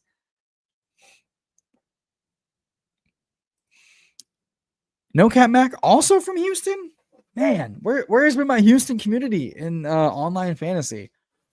Dude, I've tried to leave a few times. Yeah, I've got my family here, obviously, born and raised, but like the weather sucks, the traffic sucks. The people are pretty cool, the food's pretty good. Yeah, I don't want to be here forever unless it's just my, my social nucleus. And then at that point, that's more valuable than anywhere else. No shit, Paralyn. Wow, crazy. Yeah, I born downtown, raised Dickinson, Bay Cliff, League City, Friendswood, a little bit of Deer Park, Fuquay area, been all around. Family lived in Pearland for a little bit. Interesting draft going on. That's all I can say. Okay. Fuck, man. Really? Are we... I mean, I guess I'm just building the ADP eliminator. You see, goddamn. Dude, yeah, no. The greater Houston area now stretches like fucking 150 miles. Like people refer to Houston. Like there's Houston proper. You've got inside loop, outside loop, and now it's like fucking Decatur to fucking League City. People call that Houston. And again, I understand like you're not from here saying it, but like it is funny. Yeah, small world indeed. That's really funny. Pearland is like knockoff Friendswood. It's kind of funny.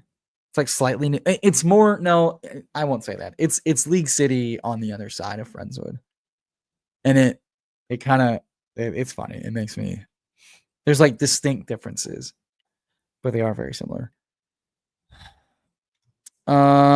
This is Doan's, I believe. Today makes my favorite sort of CMC HN feel vindicated. I mean, they were sound picks for tail outcomes. But yeah, I mean, you got to feel good because probably HN, like if you were taking a lot of Miami, you're going to get some nice CLV on it. I'm so glad you understand. This is so niche. 2 people right now know what the fuck I'm talking about, but it feels good. I did not enjoy being in Friendswood though, man. Fucking rich, snobby, liquid O motherfuckers. Not my dude. I wanted Jawan Jennings. The heart wanted Jawan Jennings in the 5th. And I took ADP value and I hate myself for it. But if I can get Swift here instead of Connor arbitrage, which that's nice value on Connor, was really hoping to get him back. Almost took him over Worthy. But I'm good with a 2-4-0 build with a little Chicago stat going on here. So that's not too bad. Chase Brown, DeAndre Swift, CeeDee Lamb, AJ Brown, DJ Moore, and Xavier Worthy to start our first 6 rounds. This is the fastest draft I've been in all fucking year. Is this 30 seconds? Man, this is ripping. Hell yeah, brothers. It matters. I can't say it doesn't. I want to, Charlie, and I will. The eliminators I've built so far. But, like, what if y'all let me build a super team in the eliminator? You know? I have to ask myself these questions. Yeah, I mean, that's how it goes, right? Like, the people that live the longest and live the happiest consistently, it's about fulfillment in social community, connection in social community, and then, you know, just like enjoyment of personal life. So pretty hard to veer away from that in a big way if those are your values. Okay, I like both of these guys a lot.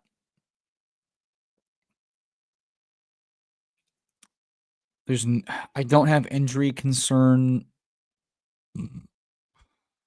Fuck it. I'm just gonna fuck it. I'm building the ADP value team again. Maybe the FUD will give him back. And then if he doesn't, I'll just cry. Let's see, do I have to be... Mufasa's got Henry plus Piss. That's looking nice. Charlie with the Hertz, the Harvey, Olave.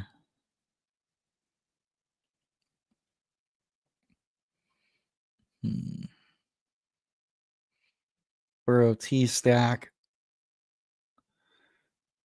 Yeah, we're just going to be beating each other up in this room. I'm not taking Laporta this high. That's like a dead zone tight end. I know Tom is super into Laporta, but in this contest, I don't think that price is good.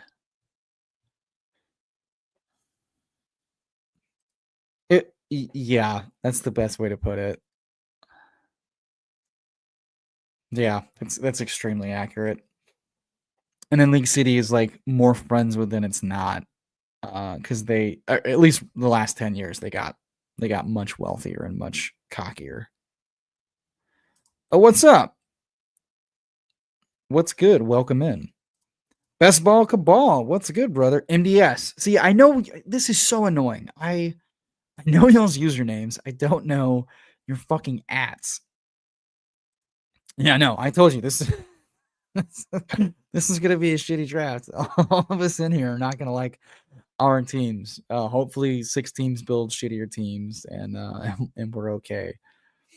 These are the teams you're like, hopefully this makes it to cash. Because I don't think it's making it all the way. But ugly teams win it all the time.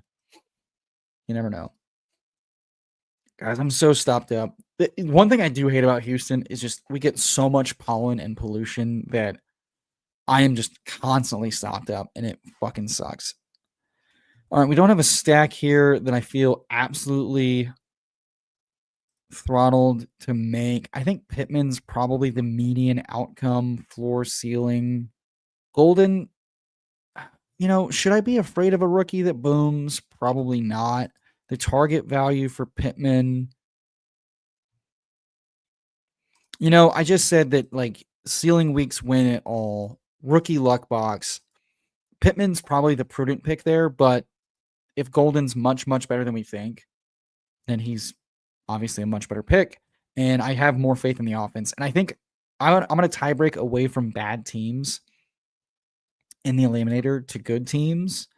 Because I think from a floor ceiling standpoint, you have better scoring outcomes every week. And so I'm not going to mind making that my macro takeaway.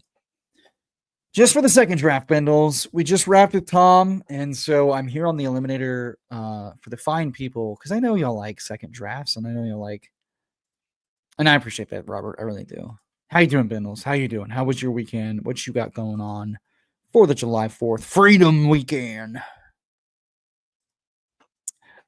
You're just speaking my language, brother. Such a funny little world we got going on over here.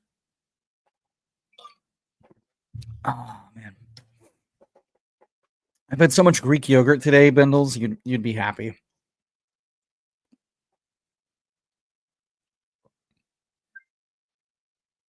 My wife texted me that both fucking loaves of bread we bought from the store this weekend both have fucking mold, so that's pissing me off because I was really looking forward to a nice toasted chicken sandwich for dinner, and can't do that now, so that's bumming me out.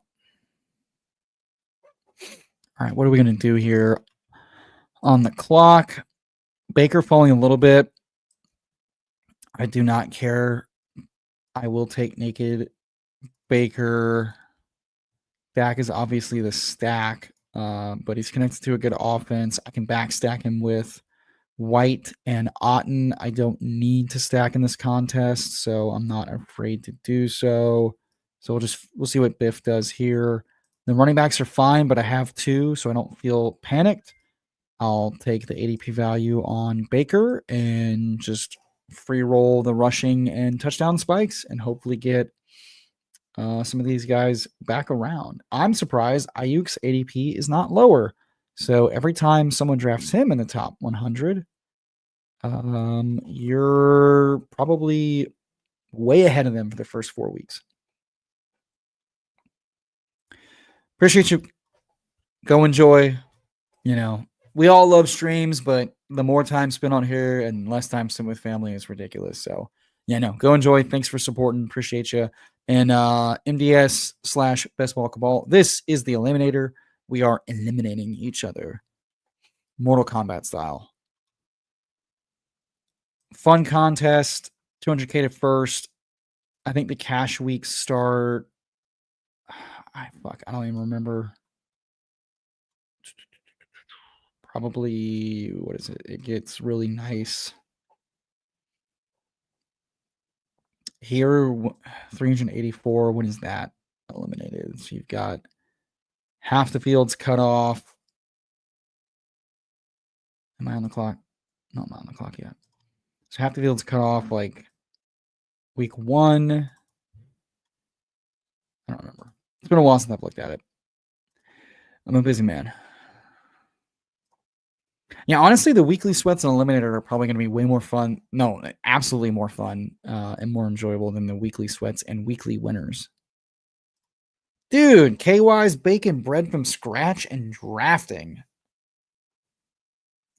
Oh, you were saying baking bread and drafting would slay. Now, yeah. Yeah, I don't know if I have yeast to bake bread, though. Fresh bread would be nice. That's funny. Good drafting. Crummy players, too, right? Crusty and crummy. I want to draft players that make me crusty, if you know what I'm saying.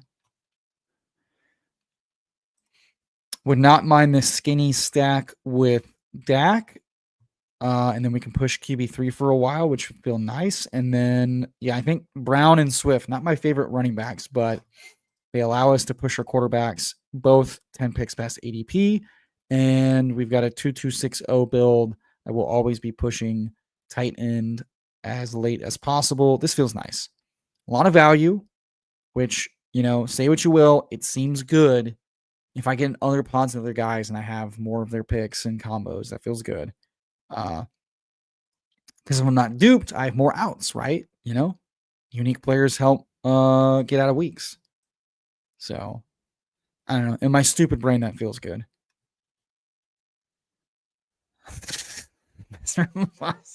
You guys breaking bread and I'm getting baked and drafted. Hey, brother, both good pastimes. You know, c'est la vie. That sounds even more fun, to be honest. I'm just hungry. I'm ready to eat. I'm ready for the weekend already, man. Pulling food is gonna fucking go hard. Might make some guacamole. Might smoke some meat. Sounds like we're doing a bunch of like brats and dogs, but like the good dogs, not the shitty dogs. So I'm thinking what I want to bring. I don't know if I want to make potato salad. I do love it, but I think I might make homemade guac. Maybe some homemade salsa. Maybe some ribs. If I smoke some ribs, that feels like that would be good. I love to eat food, y'all. I really do. I'd be ripped 24/7 if I didn't love eating food. You know, for a draft that ripped the elite quarterbacks early, it feels really nice to get two very solid quarterback picks, 10 picks past ADP. Structurally, it just feels like this has worked out really nice. I haven't gotten boxed out of anything yet. Running back's a little ugly. God, Javonte Williams does not bring me joy. So I think I'm going to shoot for the upside and Bayshao. Because I even Eliminator, like Javonte's more likely to lose me a week being fucking 8 points in my flex than Tootin is by just being a huge hit. I'm not going to like shy away from rookies in Eliminator. Projected volume is nice to an extent, and I don't want silent killers on my roster. I'm telling you, man, Baker Otten being what you need to beat Baker Evans, it's going to be nice. I mean, Baker going for 30 something on a team, you know, in teams that just have, you know, every one player gets a touchdown. They're all skinny stacked because no one's doing mega stacks really in this contest that I've seen. And I have him naked, but then I have players that put up bigger weeks, you know, 1v1s. They get weird. Weird shit happens. I love getting weird. I want to do weird stuff, but stuff. One of my favorite all-time American Dad lines. Patrick Stewart as the CIA director. One of my favorite characters.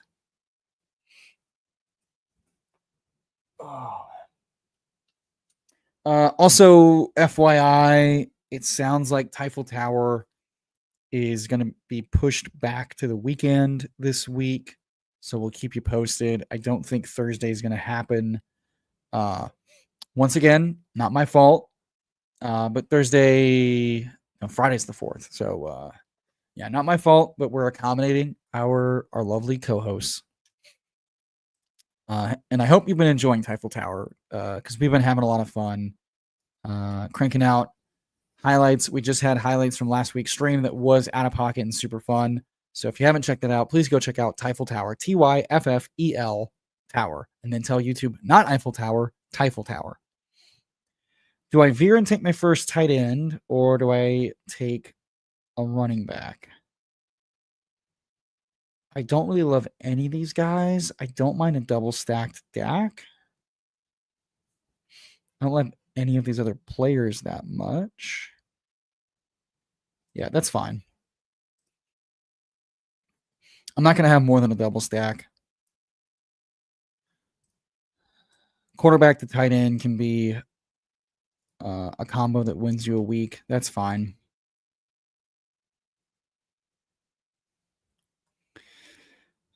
Yeah, I mean, anytime you can come up with a name that is A, bad, and B, is also not SEO friendly is the macro move to make it hard to find yourselves. But I don't think rebranding at this point is the move, especially because I think we finally found. Also, I'm just now noticing that Mr. Mufasa took JK at 109, and I was wondering why I wasn't getting any of the the running backs I want.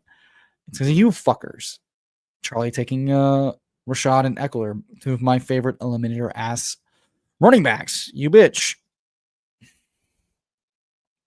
I also had a feeling Trey Benson, if he's going to fall in BBM, he's probably going to fall in this contest as well. So I think this is the spot to hammer some of these running backs. But I think we came up with a mighty morphin. And spoiler alert: if you check out the Typhel Tower stream, I was fucking around with like doing some like Power Rangers ass intro bullshit, and it seemed fun. And then Tyler and I both did it. So I'm like, guys, what if we open every video, every stream, doing that? Seems fun.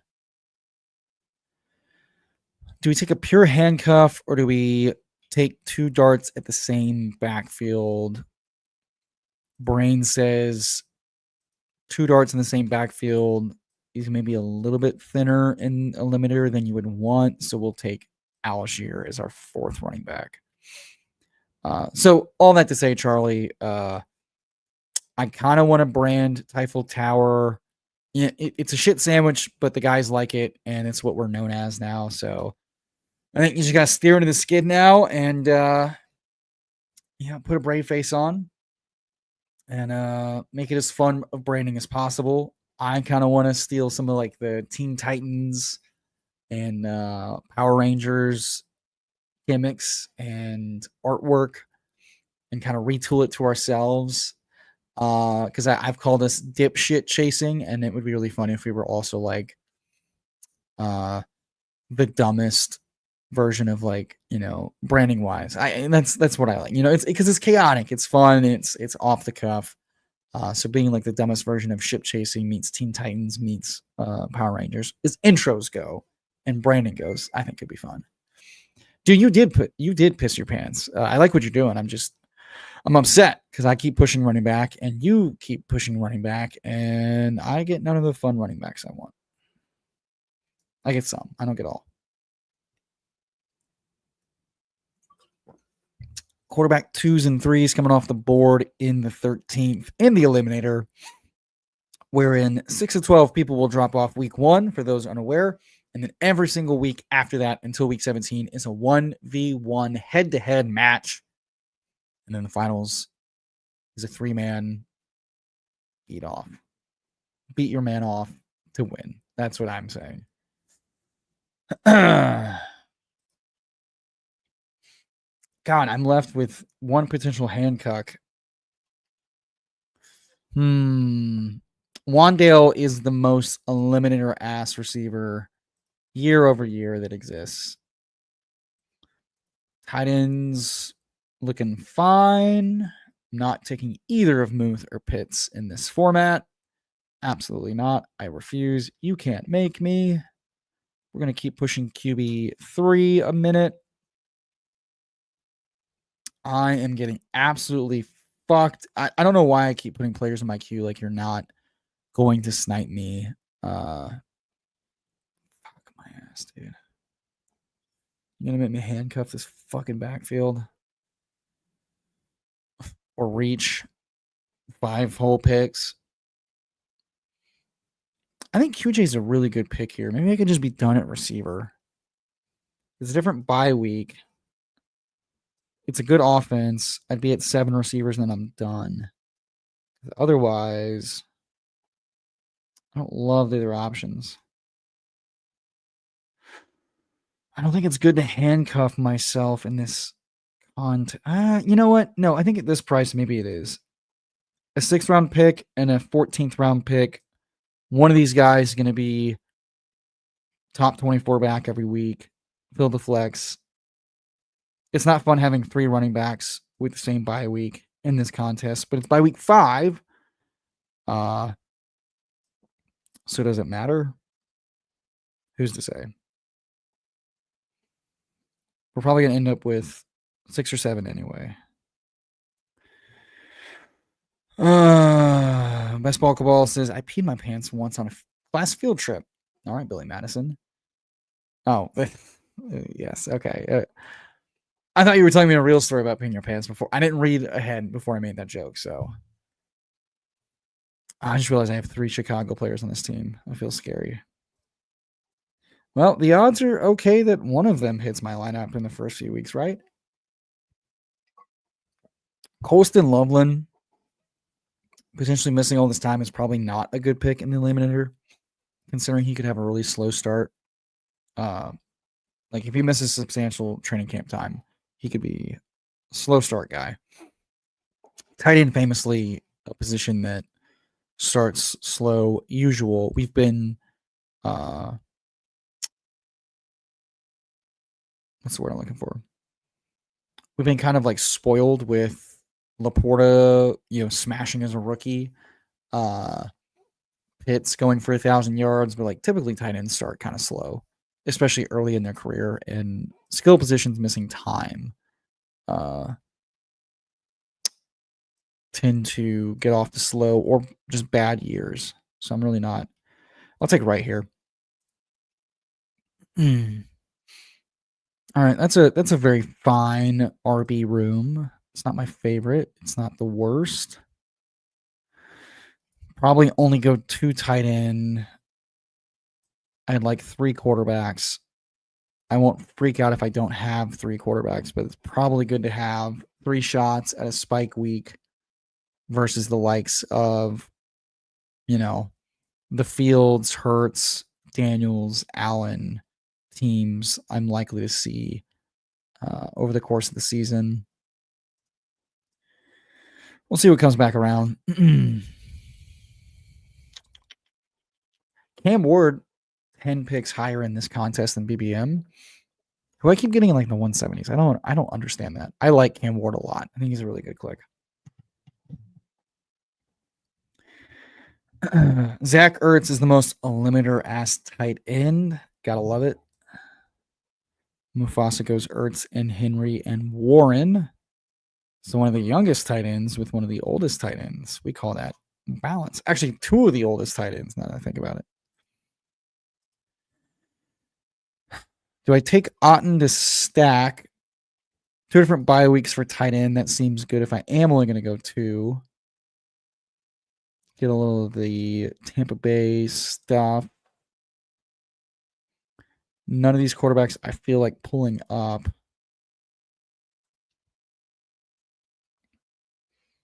Yeah, that's fine. That's fine.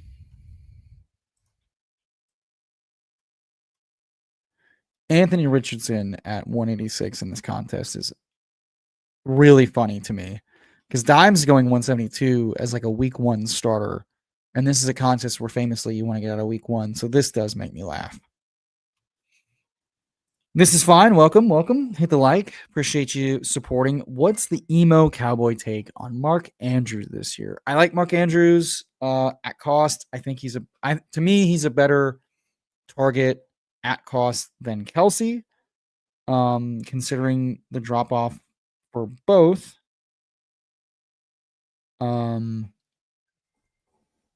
Kelsey looked a lot more dust than Andrews. We have some recent data with like Pollard, and someone else I'm forgetting off the top of my head that like tightrope leg surgery. You kind of like need a year removed, not too dissimilar from like an Achilles or a MCL and ACL, etc., that take a while to bounce back from these injuries. So, that and the car crash could easily have, with his diabetic body at his advanced age, could easily have been why he was a lot sluggish compared to what we were used to. But like he really came on. I know he ran hot in that touchdown department, but like last I checked, that is his role. That's why we've drafted him before. I like him. I'm taking plenty. The offense is still pretty condensed down to, the 4 receiving options. If Henry goes down, all those guys have better odds to pop. Outside of that, I think you want tight ends attached to really good offenses to pop for touchdowns. Like guys likely to get double-digit touchdowns are usually good and attached to really great offenses that see a lot of work. So, to me, that makes a lot of sense. God damn it. So I'm taking him because I think the opportunity cost is more than fine. There are reasons to believe he should be slightly better or similar. And also the role he plays is a better role than likely. And they've shown us that. So, from that standpoint, I like him. And I think he's a solid target.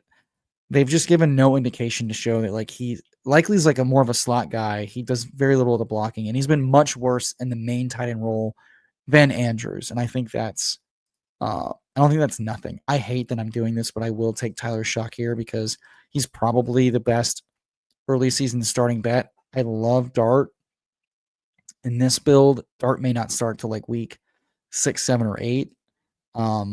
And when you're just looking for like early season, week 1, and also just random spikes, it sucks, but it is what it is. Here's hoping he's got more of a rushing component than what we've seen previously. So all I have to say, I like Andrews. I think he's a pretty good bet. There are reasons to believe he could be more efficient this year. There are reasons to believe that he's not going to get much worse efficiency, which I think is totally fine. Also, we're at 6 running backs, 6 receivers. I had 1 running back through 5, 4 receivers through 5. Do I take a 7th receiver or a 7th running back? I'm tempted to take another running back, but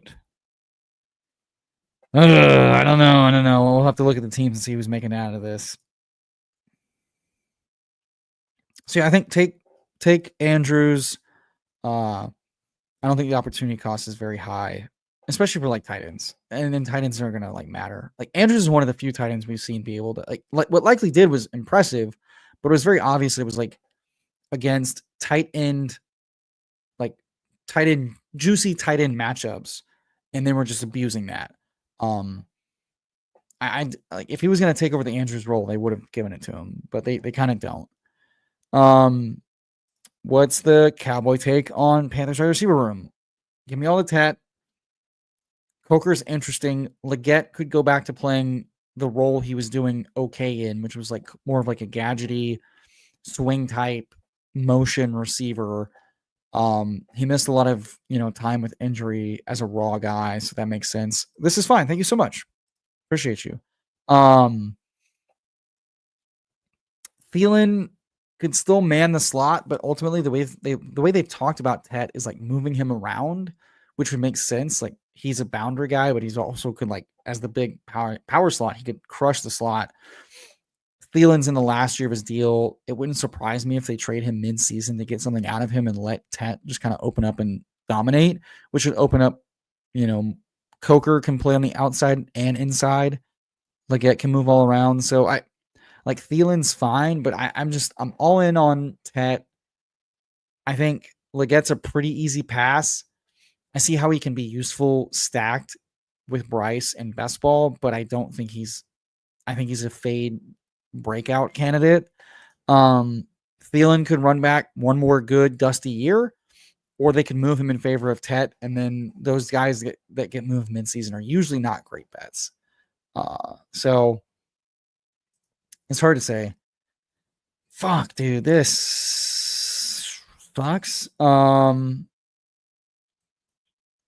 gonna take an eliminator. Ask Kareem Hunt if he just gets goal line work, a little bit of Kansas City bet.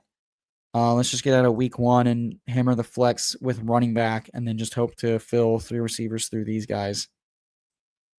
I kind of fucked myself with 3 week 5 buys. So I think this is probably the way to play it. It's not fun. It's ugly, but I think that's the way to play Eliminator. Ugh. Benjamin, I know that's your team, brother. We'll check out all the teams as we wrap. I am curious, since it is all us versus each other to get 6 out of the pod. I want to take a look and see who's the biggest dog. KY saying would make me like Thielen more if I knew he moved mid-season. Most of those guys moved mid-season aren't usually that good though, especially when they're older guys.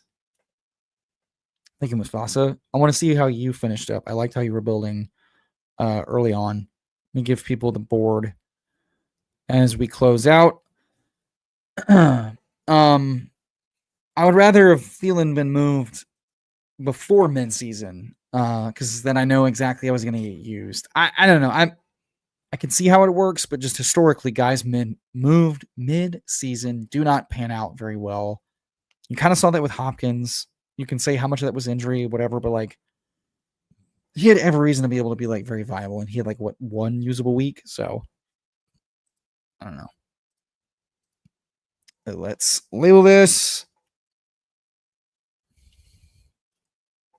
There we go. Jesus. Do.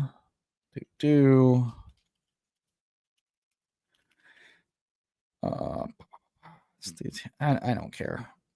It either makes it or it doesn't. I'll relabel it if it makes it out of week 1. All right, folks, let's check out who is total fucking dust. So recap, 3-7-6-2 team for my team. Baker Mayfield, Dak Prescott, both 10 picks past ADP, give or take, with Tyler Shuck. Then Chase Brown, DeAndre Swift, Bashal Tutin, Tyler Algier, Roshan Johnson, Jalen Wright, Kareem Hunt. Just taking a lot of darts. I kind of got boxed out of the tier of running backs I would have liked. And I also think some of these guys early or mid-season roles could be fragile. So it just felt like prudent to make sure my RB2 spot is hitting and hopefully get a running back flex out of this.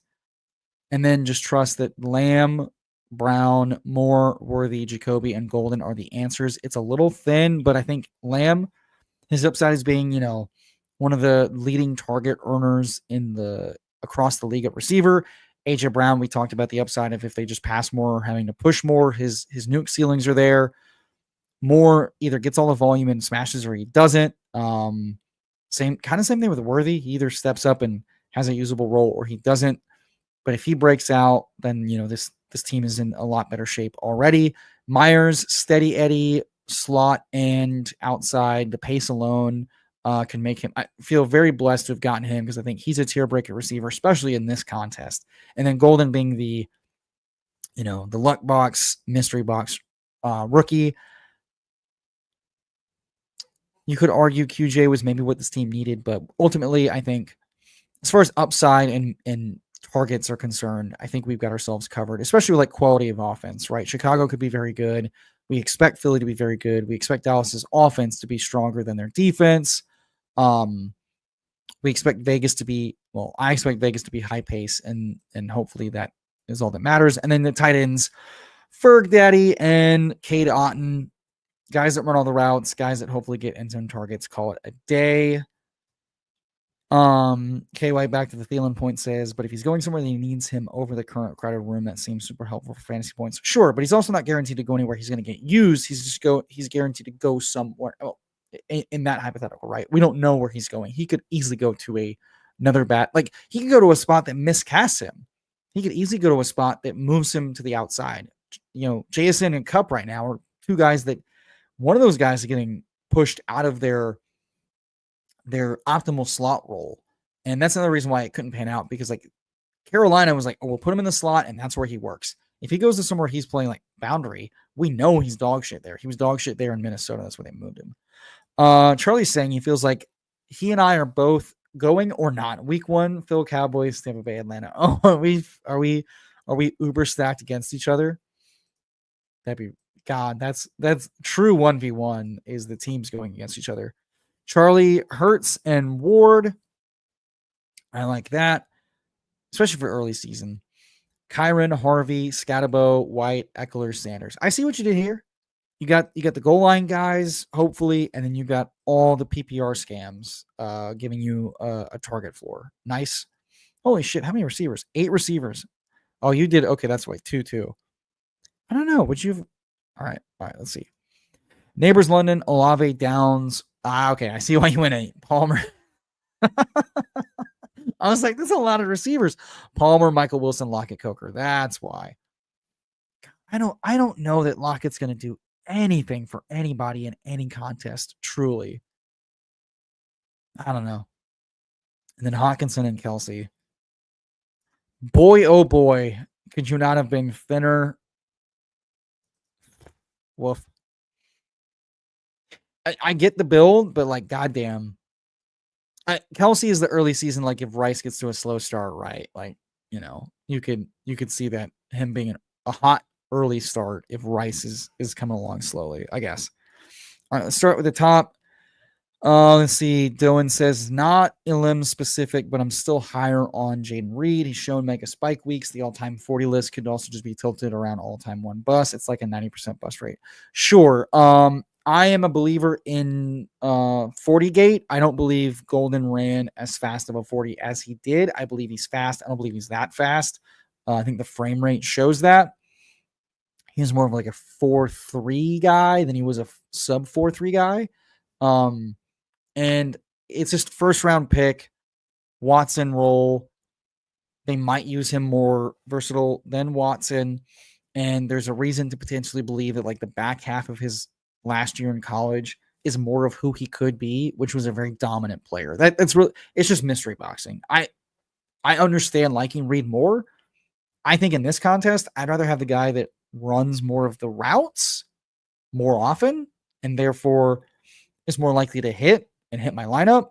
And Reed is locked and capped at like a 72 to 73% slot only role. And I have questions about that role because they've talked about keeping him healthy for the full season with Savion and the new guys added. So like, I'm not the biggest fan of his cost.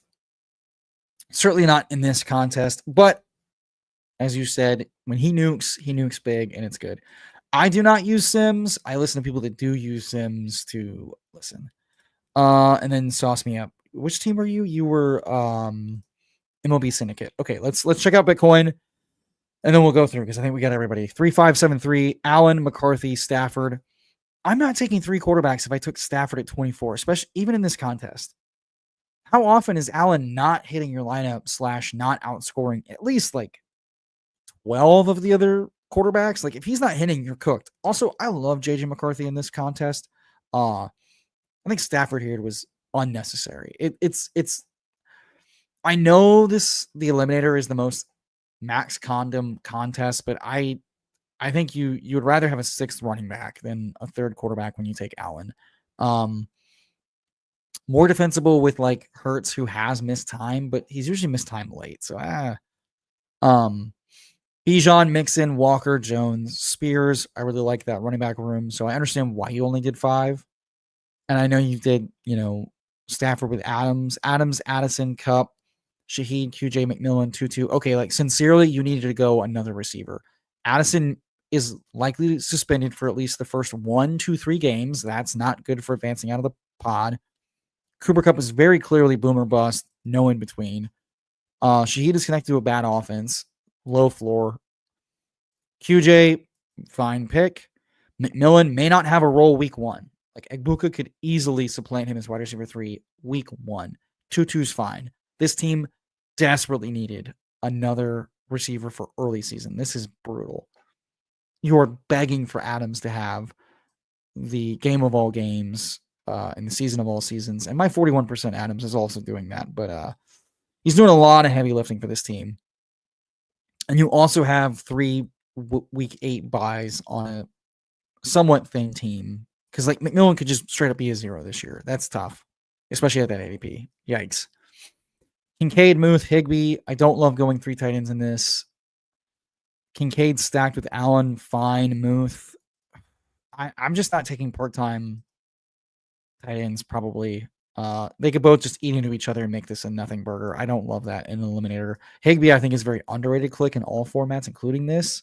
And then also you have Stafford quad stacked. Like, it's a lot thinner than you'd want it to be with a 3-5-7-3.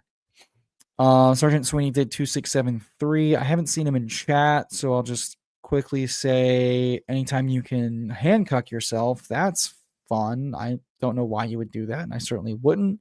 A little bit thinner at running back than you'd like, but he hit it with top end talent and then depth and quantity. Receivers are a little thinner than you'd probably want. A lot thinner than you'd want, frankly. That's tough. And then 3 tight ends with McBride is a mistake. Don't take McBride. And then also some of the most expensive mid-round guys. I know you got ADP value on Andrews, but the Ingram pick was egregious if you were going to go a 3rd, and Andrews was egregious with already these 2 guys. So thanks for the donation, Mossy Moss. I'm talking all this shit, and I'm definitely not going to get out of this pod. Watch. 2-5-8-3, got boxed out of quarterback. That's tough. All in on Goff and Darnold. Pretty thin. Not going to love your head-to-heads with any of the top 7 guys. At quarterback, Bucky, Hampton, Pacheco, Etienne, Ray is fine. J. Jeff, Rashi, J-Mo, Ibuka, Mims, Besh, Winnington, Wicks. What are we doing with these 3, man? Yikes. And then that's the thing. Laporta's cost is like, I think you got to go 2 with him in this format, or 2 additional very, very late, and you kind of get. I don't know that I would do that. It's fine. I don't think I'll go ahead and skip. Let's go to Cohen 2-6-8-2. Murray Stroud a little thinner, but he knows what he's doing. Let's see. Gibbs, Jacobs, Judkins, Tracy, Benson Chubb. So definitely just trying to beat you at running back in the flex. Your quarterback floor could just be too low to your quarterback floor could be the it's obviously the weak point here, I think. Goddard Strange, I like building like this. Like just run all the routes, good offenses, probably very underrated prices, and it's the least scoring position, so put the least in it. I like that. Wilson, Metcalf, Pickens, Judy, Higgins, Wandale, Keenan, and Calvin Austin. I don't know why we're clicking Calvin Austin outside of he was the wide receiver 2 in Pittsburgh. But nice team. I get it. It makes sense. Keenan, I think that's a good pick because if your wide receiver is 0 down here, who cares? I don't think Jeff Goldstein, Bronx, or Legion are in this. So let's skip to MLB. 3582, Burrow, Love, Lawrence. Nice quarterbacks for floor and ceiling. CMC, Connor, B-Rob, Rico, and Mostert. Mostert makes me laugh, but I understand the reasoning. Nice running back room. I see how it can hit. I don't love B-Rob in this format, but his goal line role could mean he's, the weeks he scores 15 to 20 and hits your flex are useful. You went 8 receivers with BTJ, T, Reed. I promise this is not low enough for Ayuk in this contest. It's not. If he gets popped the first 4 weeks, he's like what ADP 130 to 140 probably, potentially because of how heavy it is important to get out of week 1. But I know why you went 8. But like Ayuk forcing you to go 8 and you might not have him the first 2 to 4 weeks, and he ramps up. That's tough. Harris is fine. I like Tillman, Brown with T-Law, right? Yeah, that's fine, especially early season. Andre with Burrow is fine. Kittle and Gesicki, so you get what? Double stacked Burrow and double stacked T-Law. I think that's fine. It's not great, but it's fine. I like going just Kittle and Gesicki. Like I said, 2 quarterbacks with floors and ceilings. Understanding that every tight end's floor is 0 points is fine. You pulled it off. Ultimately, I probably would have liked a better dart than Mostert.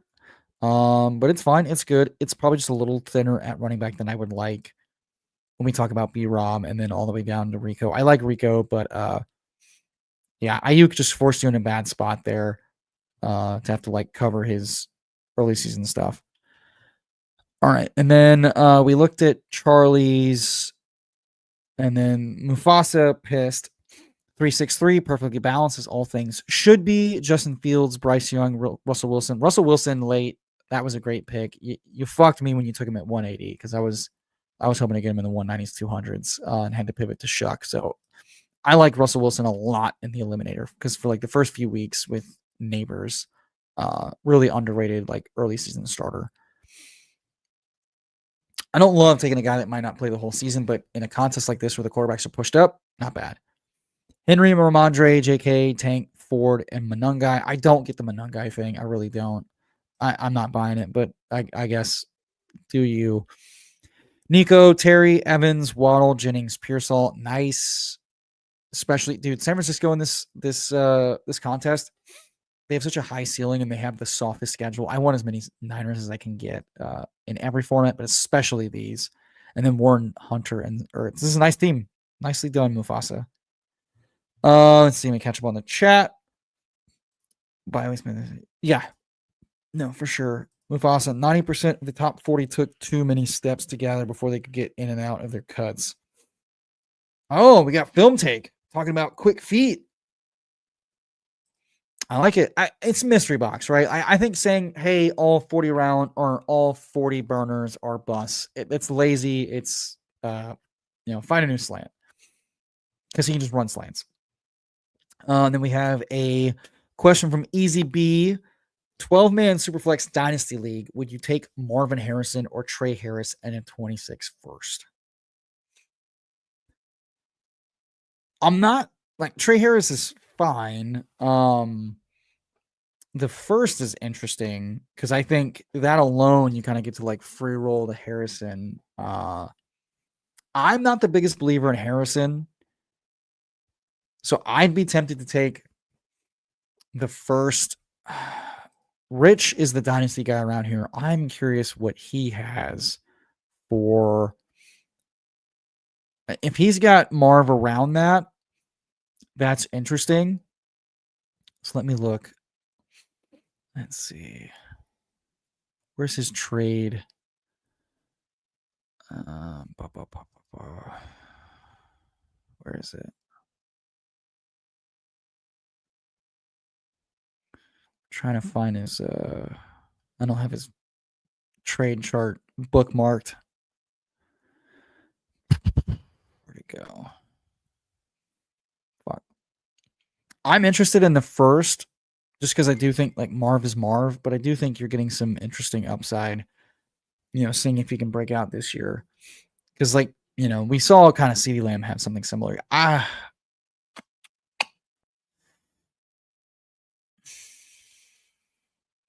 just wish Trey Harris was getting a little bit extra better early camp notes because it's pretty much just like,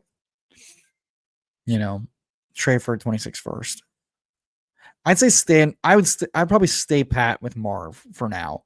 I wouldn't be surprised if Rich would be leaning to make that trade. Let me see real quick if I can find this.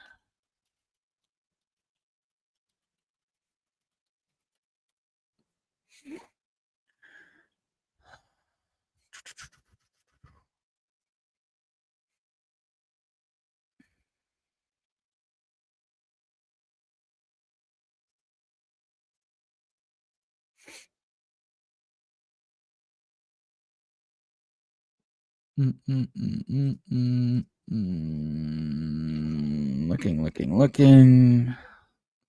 Trying to look for his current value. Yeah, I'm just not the biggest Marv believer right now. Also, is this team's first? Is this a bad team's first or is this a good team's first? That's another good. This is tough. This is tough. I also, yes, as Benjamin says, everyone please smash the like button. And then pre-snap, so I snapped Ayuk spite game. Well, anytime you can spite pick, you gotta do it. I'd probably stay pat with Marv just because the name value, and if he has a solid stretch or a solid end of the season, let alone just having a year 2 breakout, you're getting more for him than this. So that's probably where I lean. I'm not the biggest Marv guy, but I don't think Trey Harris is enough to automatically trade for a first. But if it's a dog shit team's 2026 first, then I'm more interested. Haggerton85 saying, been offered some stinking trades recently. Someone kindly offered to take Neighbors off my hands for a 27 first. Yeah, that's the thing too. I'd say that if you're on the edge of it, a seemingly kind of even trade and you're on the edge, ask for a little sweetener and see if they'll do it. And if they don't, then there's your answer. And in these cases, yeah, you're going to get a lot of people trying to fleece you and don't get fleeced. So I'd say, I lean Marv probably, but see if they don't put a little sweetener on it.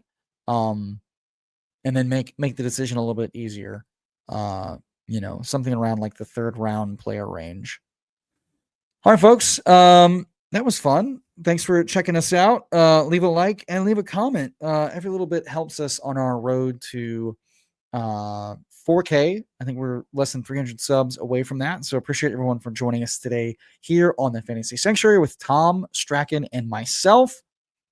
Let us know how you're attacking these different contests. And I'm curious who y'all's favorite targets are. We've got guys rising in value in these last couple rounds. Across every format, DK, drafters, underdog. So, really curious who we're targeting late to go. No Cap, you're just in time for the wrap up. We just finished up some nice Eliminator talk, some Dynasty trade talk. Good luck, everybody.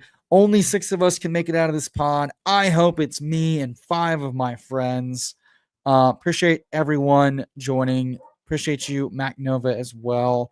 Being here to support all stream long. Leave us a comment. I'm curious who we're taking in the last rounds. I want to make sure I don't have any blinders with some of these interesting clicks. I don't want to take the same guys in the 17th and 18th round. So thanks everybody. Charlie, Who Hames, what's up, everybody? BP coming in right at the end. What's up, my friend? Check us out and then let everybody else know who might be late. Typhal Tower will likely not be this Thursday. It will likely be happening this weekend, but it is happening this week, so stay tuned. And Tom will be back live Sunday here on the Fantasy Sanctuary, ripping some Superflex FFPC. God damn it. I did ask for discussing names, didn't I? All right, everybody. Thank you so much. Have a great day. See you all around and have a happy 4th for those that celebrate.